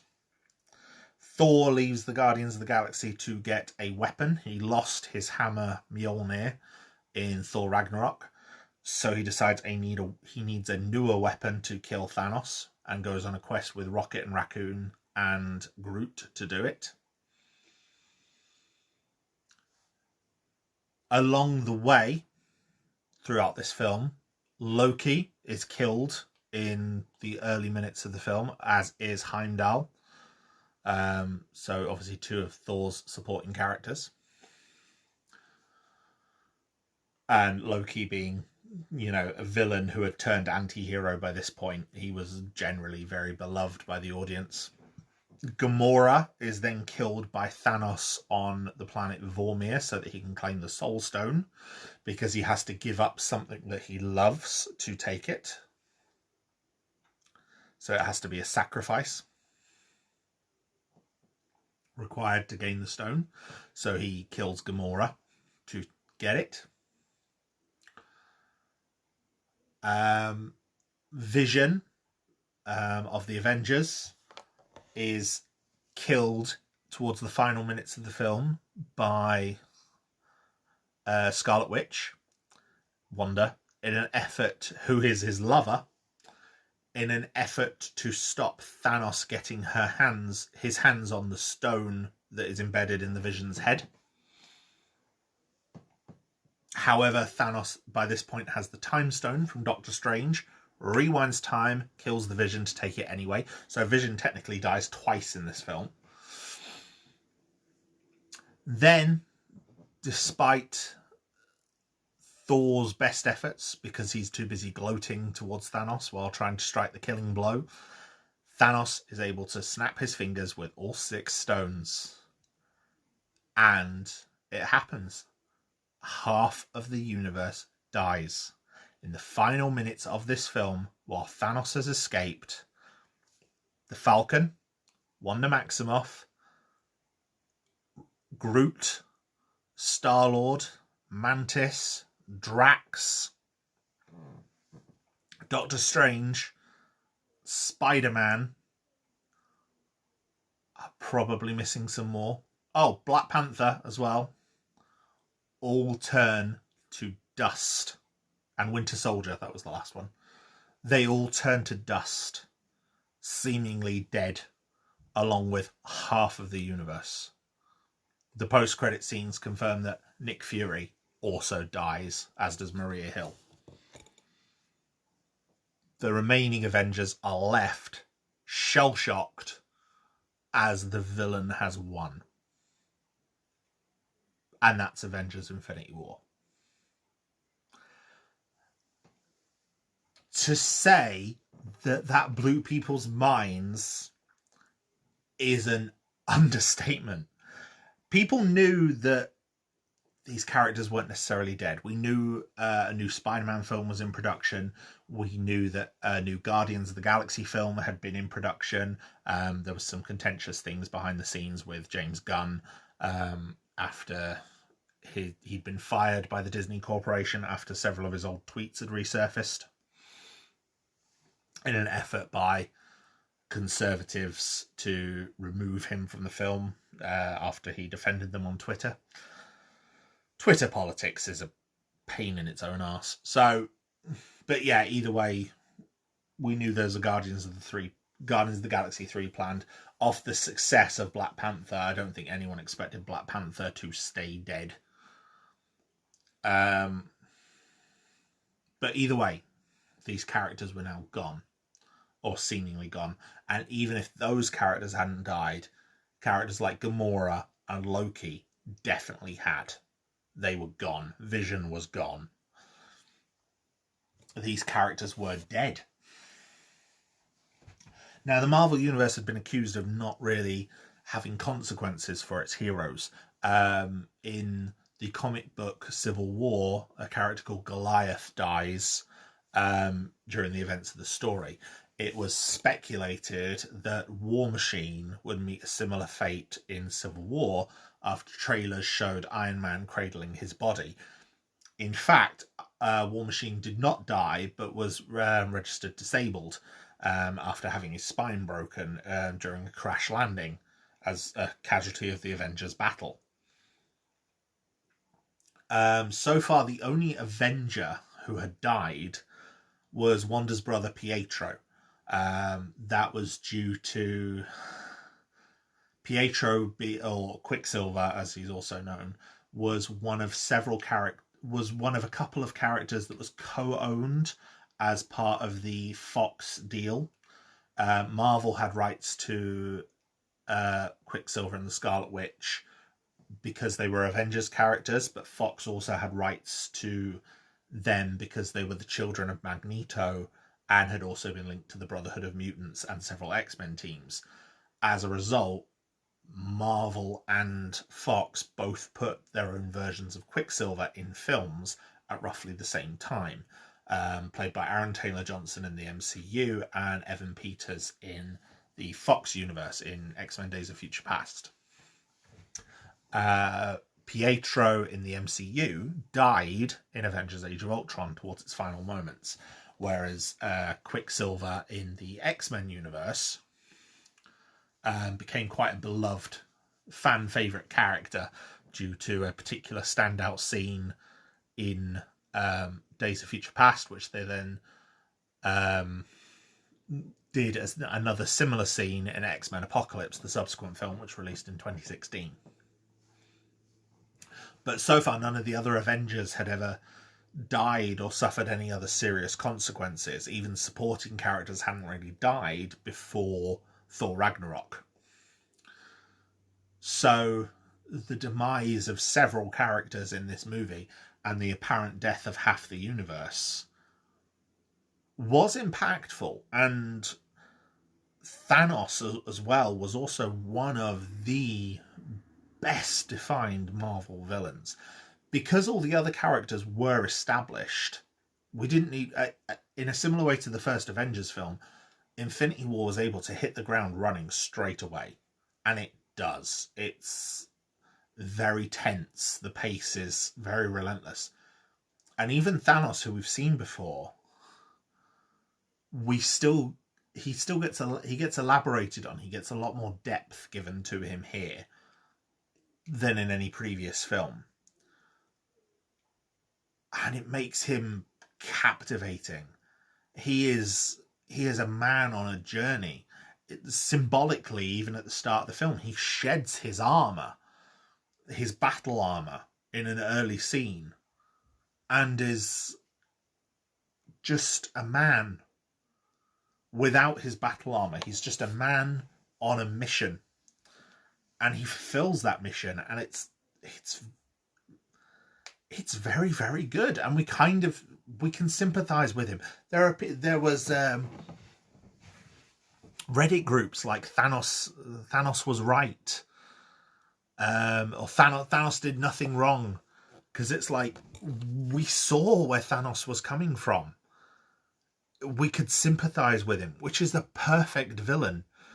A villain should be someone you can empathize with in terms of their plans, but not necessarily someone you can empathize with or approve of their technique or their not motives. That's not the right word. Their means.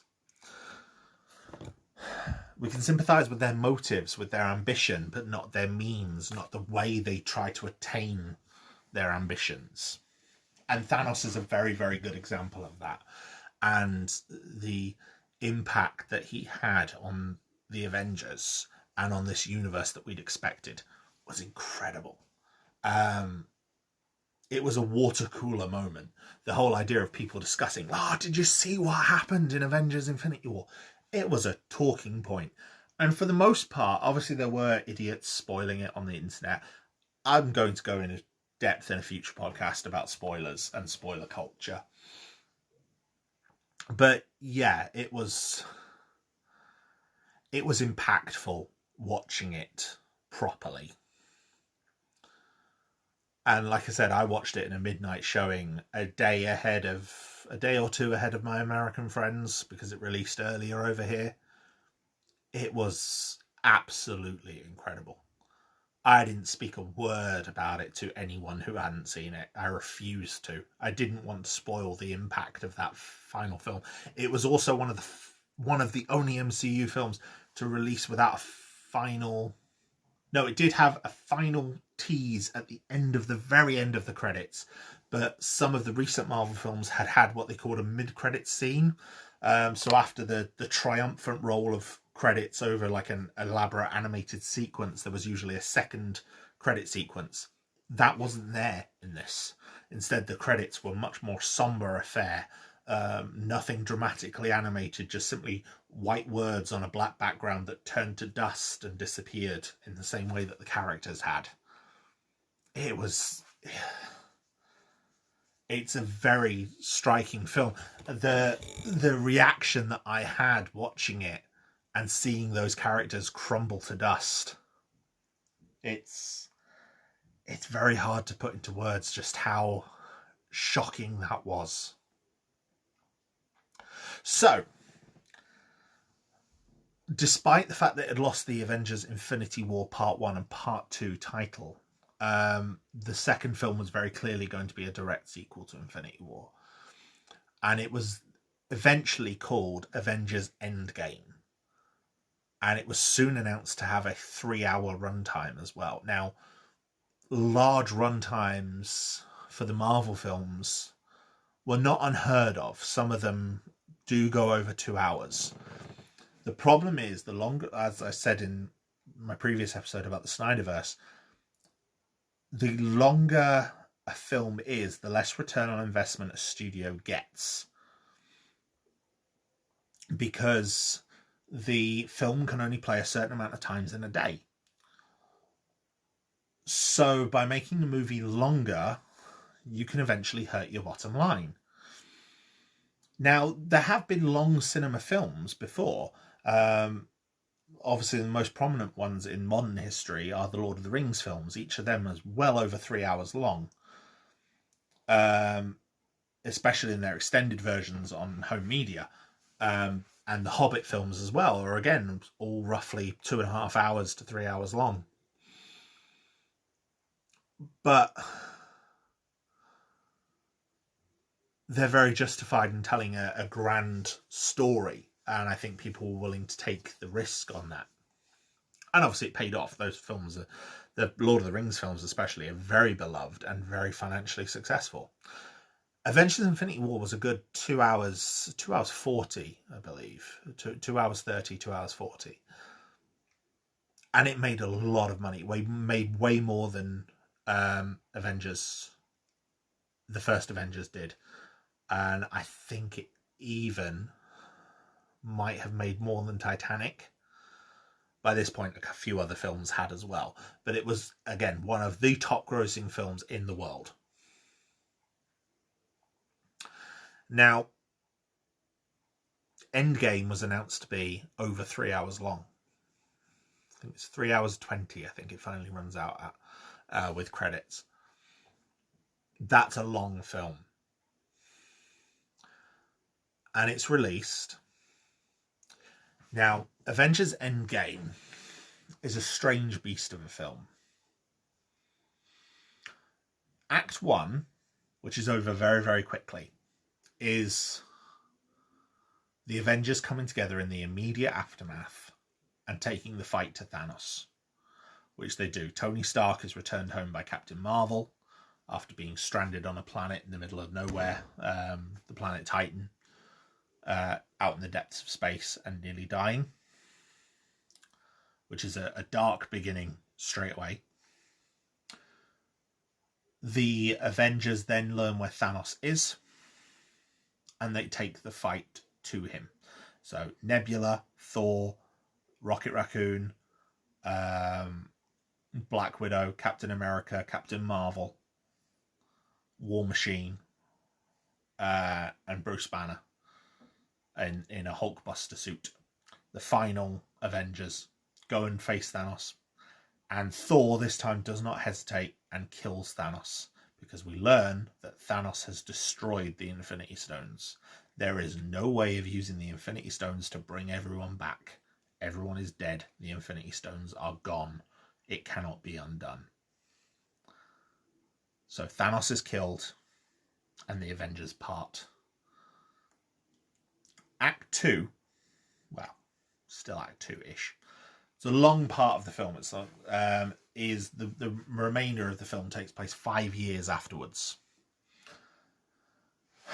And it starts with Ant-Man returning from the quantum realm, where he's been stuck for what for everyone else was for 5 years, but for him was 5 minutes after he shot into the quantum realm at the end of Ant-Man and the Wasp in the post-credit sequence. And he was stranded there because Wasp and her family were also dusted as a result of Infinity War. Ant-Man comes to the Avengers and explains this. They get Tony Stark to help them in creating time travel technology, which they are able to do to go back in time to steal the Infinity Stones from history. And they work out how to do it. And then they do it. But while they do it, they also encounter a 2014 version of Thanos from the time of the Guardians of the Galaxy movie, who follows them to the future with his own version of Gamora and Nebula in tow, who are loyal to him.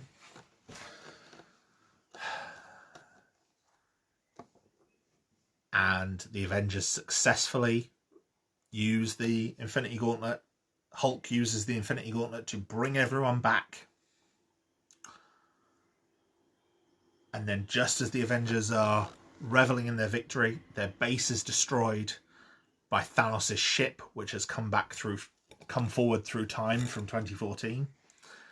And Thanos attacks them to take the stones, knowing what his future version did and how he met his demise at the hands of the Avengers, Thanos has now decided he will use the gauntlets to eradicate all life and start again. So the Avengers team up to stop him, and then at a pivotal point in the battle, when everything looks lost, we get an amazing scene where Captain America is able to wield Thor's hammer, which Thor also brought back from the time heist, as it's now called. Thor in the future is depressed over his failure. There's a lot of very cool very well done exploration of depression through the character of Thor in Avengers Endgame, with how his failure to stop Thanos in Infinity War has affected him. But being able to hold Mjolnir and learn that he is still worthy regardless of his failure does a lot to conquer that,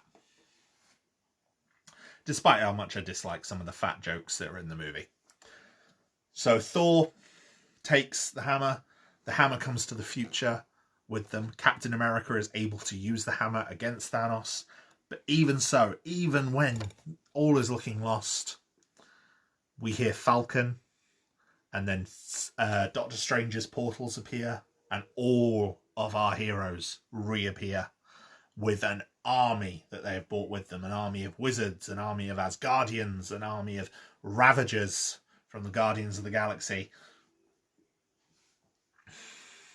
And it's very, very, very damn cool.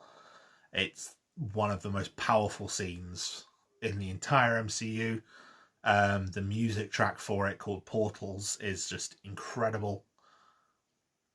And we get every Avenger, every main Avenger character from the film universe versus Thanos and his army. And it's incredible to watch. What follows is a good 20 minutes of just pure fan service with references to events from all of the different films, and it's engaging, it's captivating. As much of a downer as the ending of Infinity War was, is how triumphant the ending of Endgame is, and it's fantastic.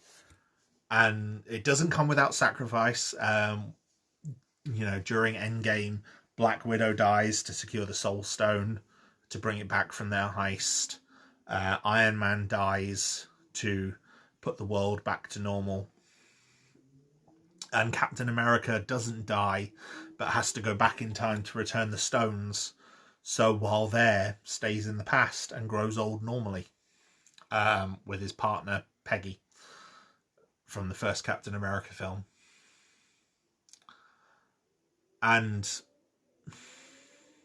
I think it's beautiful. It's a very beautiful conclusion to the story, to these 20 odd movies, to this 10 years of storytelling. I watched Endgame again on a midnight launch on its opening night. I watched it in a double feature with Infinity War, and I'm so glad I watched the two together for my first run through it. I'm not sure I'd have enjoyed the first half of Endgame quite as much if I hadn't immediately come to it straight back off Infinity War. In the lead up to Endgame, so early 2019, I rewatched or watched for the first time every single thing in the Marvel Cinematic Universe at that point, with the exception of Runaways, which I wasn't able to fit in. So every TV series, every film, every short, everything I could find. And I watched the lot, and I documented my thoughts on it on Reddit. So Reddit at Garhdo, if you want to find those posts.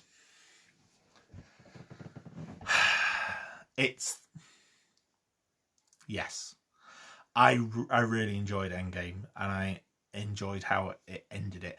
Endgame went on to become the highest grossing movie in history. despite its 3-hour runtime. And I mean, it's since been overtaken because obviously the plague happened and Avatar got re-released again. But in a fraction of the time that Avatar was out originally, it managed to exceed it. And I think that's very impressive. And it became, like I said, the highest grossing movie of all time for a brief window. As well as pushing the Marvel Cinematic Universe's gross to something like $25 billion.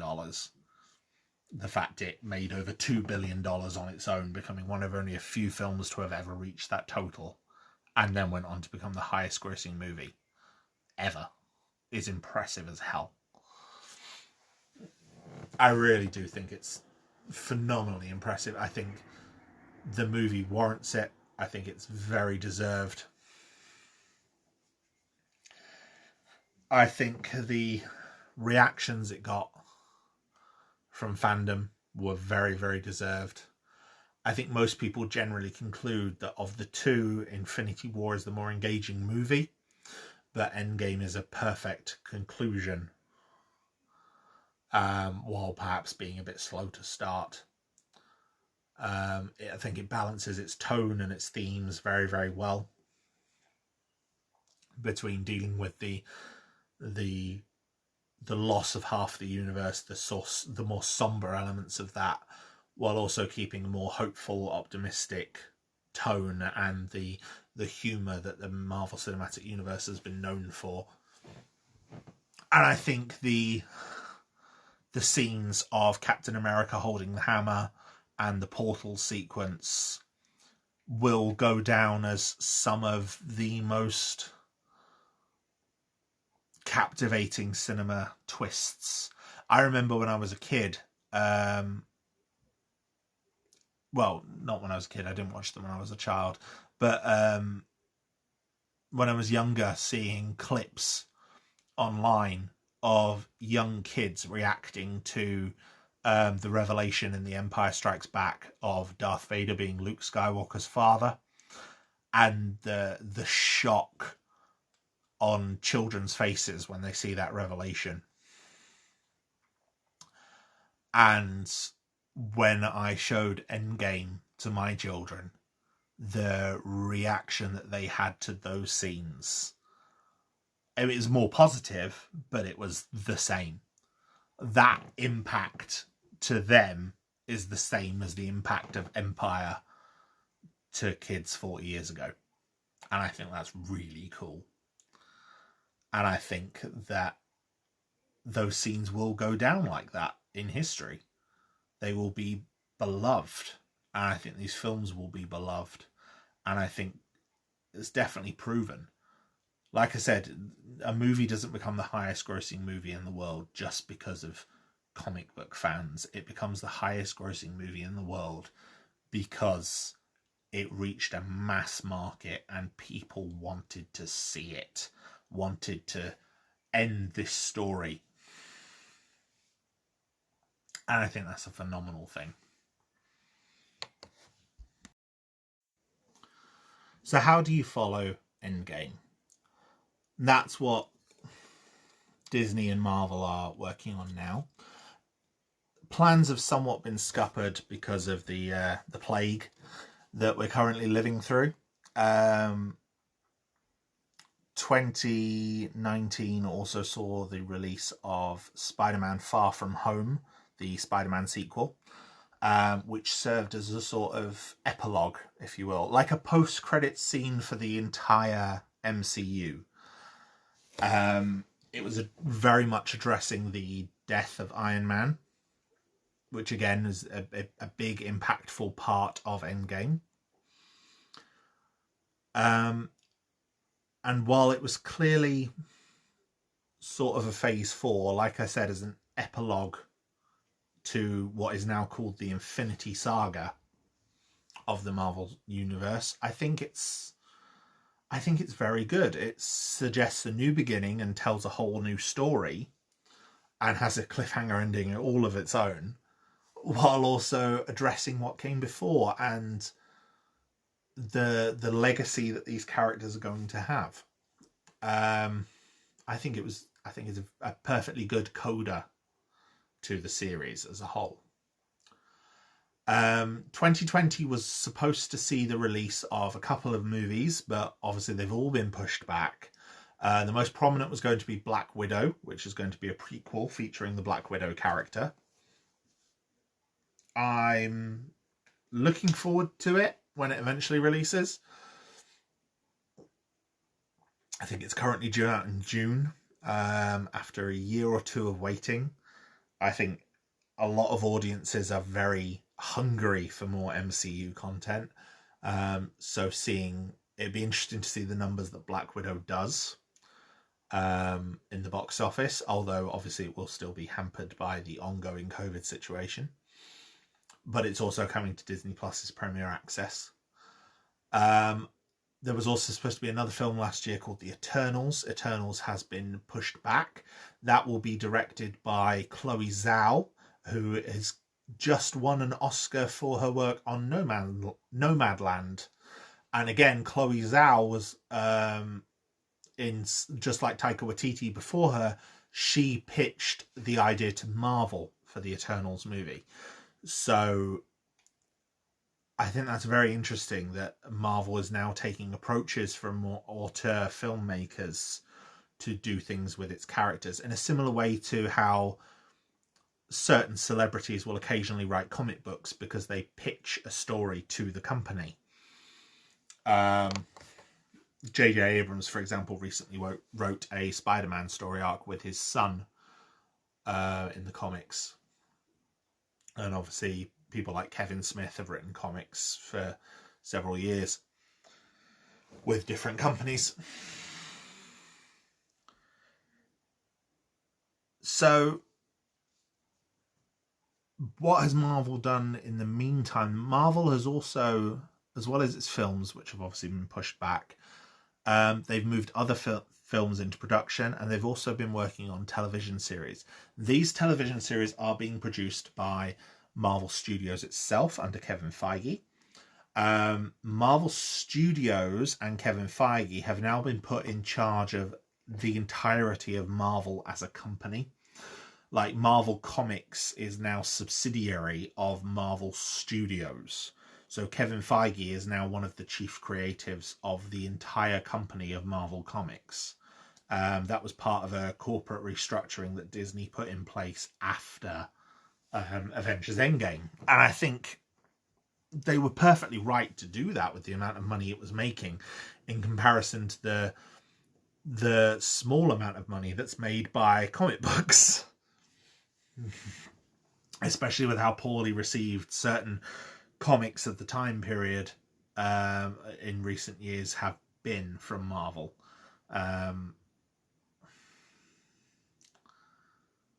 Yeah, it's not always justified in my opinion, but yeah, some of the recent Marvel comics are not quite as good.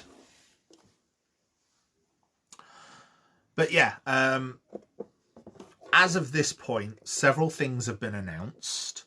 The Disney Plus exclusive Marvel Studios series, we know several are coming this year after being delayed from last year due to, again, the COVID pandemic. Two of which have released so far, which are WandaVision, featuring Wanda and Vision, obviously, and Falcon and the Winter Soldier. Both have done some very interesting things with those characters and concepts. Both of them, I think, are very, very good and tackle issues that aren't readily apparent but are worth tackling. They're not immediately apparent as you watch the shows or what you watch from the trailers. I don't want to spoil them. I know not everyone has access to Disney Plus, but I do highly recommend both of those shows for their own reasons. There's issues with them both. WandaVision has more issues than others. The hype train was phenomenal with WandaVision. I think people had been a bit starved of MCU content, like I said, so the theorizing was all over the place, not helped by certain jokes made by cast members, but people were expecting twists and characters that didn't appear, but were also never suggested to appear based on the trailers. It was purely based on what people knew of the comics. And as I said, with Captain Marvel, Marvel knows that we know these things from the comics, and they will try and surprise us. They will try and, just because the comics exist and tell stories a certain way doesn't mean that the stories are going to be told the same way in the Marvel Cinematic Universe. Just as they did with Civil War, they will make the story from the comic fit their film universe rather than doing it any other way. And I think that's better. I do think that's a lot better, in that they take elements from the comics and make them fit the universe that we have in the MCU, rather than trying to make the MCU fit the comics, because I don't think it ever will. Now, obviously, some of these things that people were expecting might still happen, might still appear further down the line, but some elements are definitely going to be changed, and some elements of the stories that we've seen so far are definitely going to be changed. You know, there's Marvel and Disney also announced a huge slate of productions last year at the D23 Expo, which I believe is Disney's like investor expo. And so we know all of the upcoming Marvel projects. I think at the minute they're scheduled to 2023, and we know some beyond that. All of them are tentatively titled as part of Phase 4, but we have something like, I think it's about a dozen or so different upcoming projects across film and Disney Plus. So whether they will all remain part of Phase 4, we don't know. Obviously, there's been unforeseen events that have impacted some of them. So Guardians of the Galaxy 3 being pushed back due to James Gunn's firing and then subsequent rehiring. However, in the meantime, like I said in the last episode, he's been hired to work on the new Suicide Squad for DC. And he's doing a Peacemaker spin-off series for that for HBO Max. So once he's finished his commitments to DC, he'll start work on Guardians, and not before. Black Panther 2 has also been affected by the untimely death of Chadwick Boseman. Kevin Feige has confirmed that Chadwick Boseman will not be recast as T'Challa, suggesting that T'Challa in some way is going to be either written out or killed off. Personally, I hope they do kill him off and have the character die suddenly of cancer in the same way that Chadwick Boseman did. I think that's a good way of honouring the impact that that death had on people, by saying that even in the fictional hyper science world of Wakanda, there is no way of saving T'Challa. Whether they will or not, I don't know. I can only hope they do, but I don't know if they will. So yeah, but in general, the future of the MCU looks very interesting. Black Widow, we know, is coming. Shang-Chi finally has a movie that is coming. It is going to feature, in the comics, Shang-Chi's father is a villain named Fu Manchu, based on the Fu Manchu villain.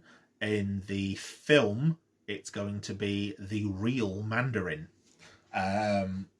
So that's going to make some amends for Iron Man 3. It's also going to feature more on the Ten Rings, which have been a feature since the first Iron Man film, because we're going to reveal that Mandarin is the head of them. But yeah, Black Widow, Shang-Chi, the Eternals, there's a new Spider-Man movie, a new Doctor Strange movie coming. a new Black Panther, a new Guardians of the Galaxy, a new Captain Marvel, a new Blade film starring Mahershala Ali, who has also won an Oscar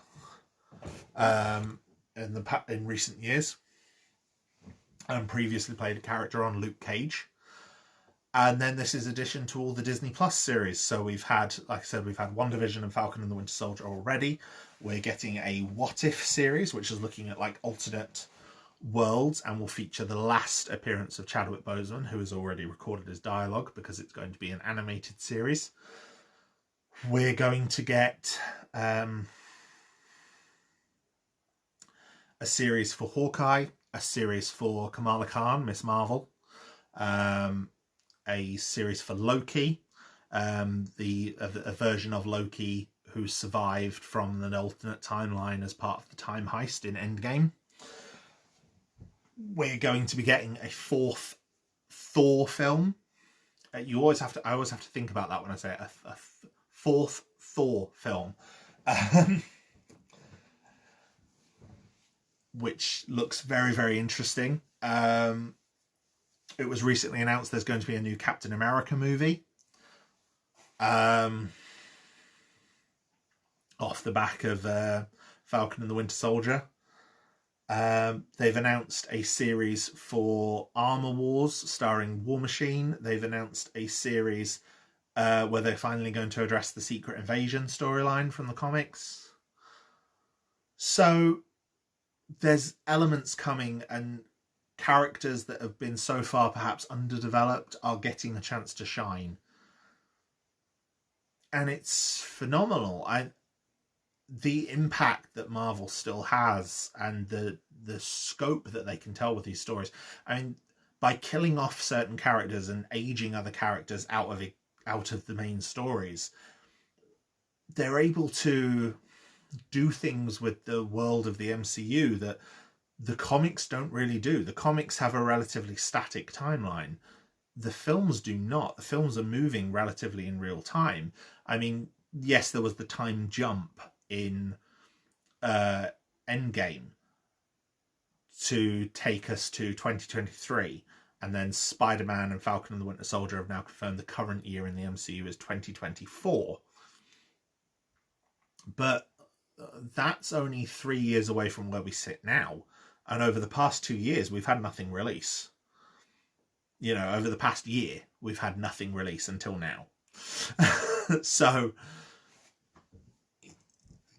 you know, and we're also getting, you know, in recent history, Disney bought out 20th Century Fox, which means that Disney got the rights back to characters like the X-Men and the Fantastic... Marvel got the rights back to characters like the X-Men and the Fantastic Four.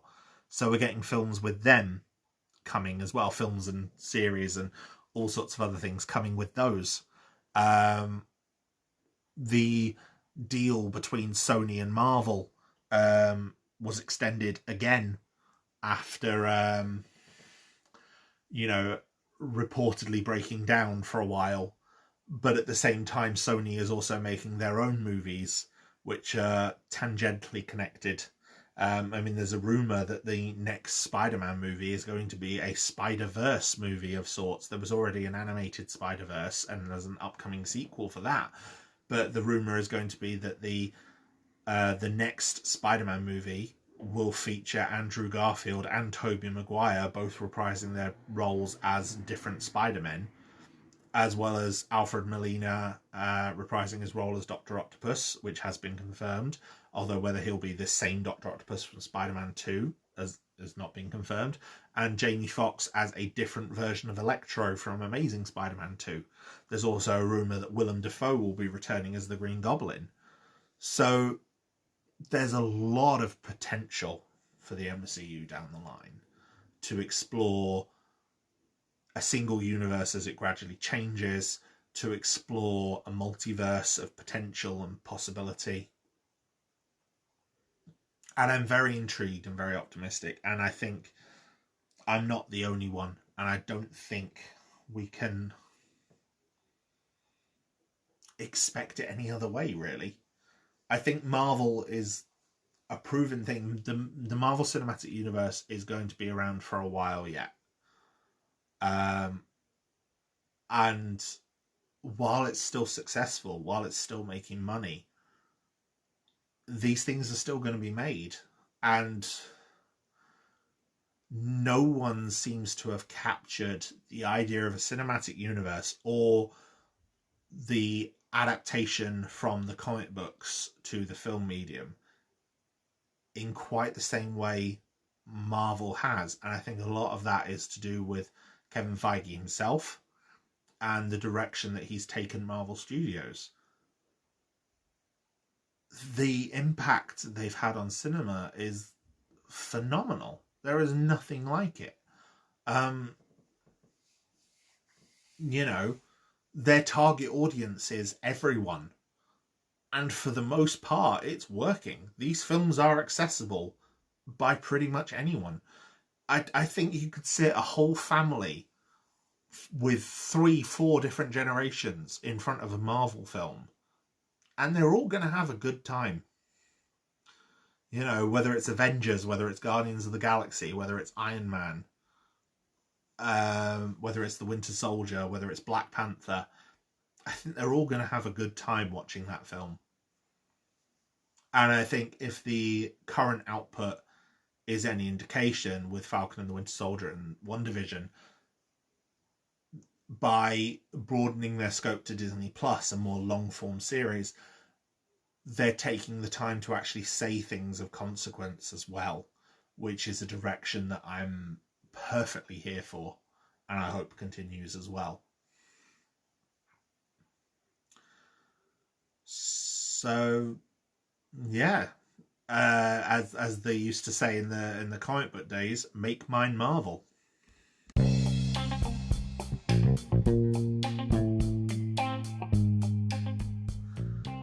So that was a lot longer than expected.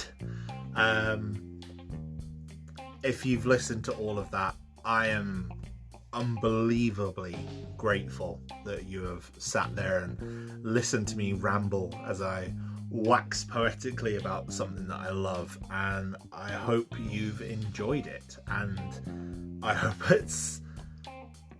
I've left something that you're intrigued by or interested in or anything like that. As I said before, I'm on Reddit at Garhdo. I'm on Twitter at Garhdo Hedgehog. Or just search Garhdo. I'm also on Instagram at Garhdo. I generally paint miniatures on there, but obviously I don't mind being approached on there as well for any discussions regarding the podcast. If you are listening to the podcast, please, any feedback you want to give me, any messages of support, I'd love to engage with any community out there that is listening, that finds my words interesting, that wants to discuss more. Until then, until the next episode, look after yourselves. Things are still hard out there with the plague, but I think they are slowly getting better. But still, stay safe, look after yourselves, look after your physical and mental health. It's very important. Take time to do things that you enjoy, and yeah, hopefully you'll join me for the next episode. It won't be immediately, obviously, because it's been a bit of time working on this one, but yeah, I'll speak to you all soon. Take care of yourselves, guys.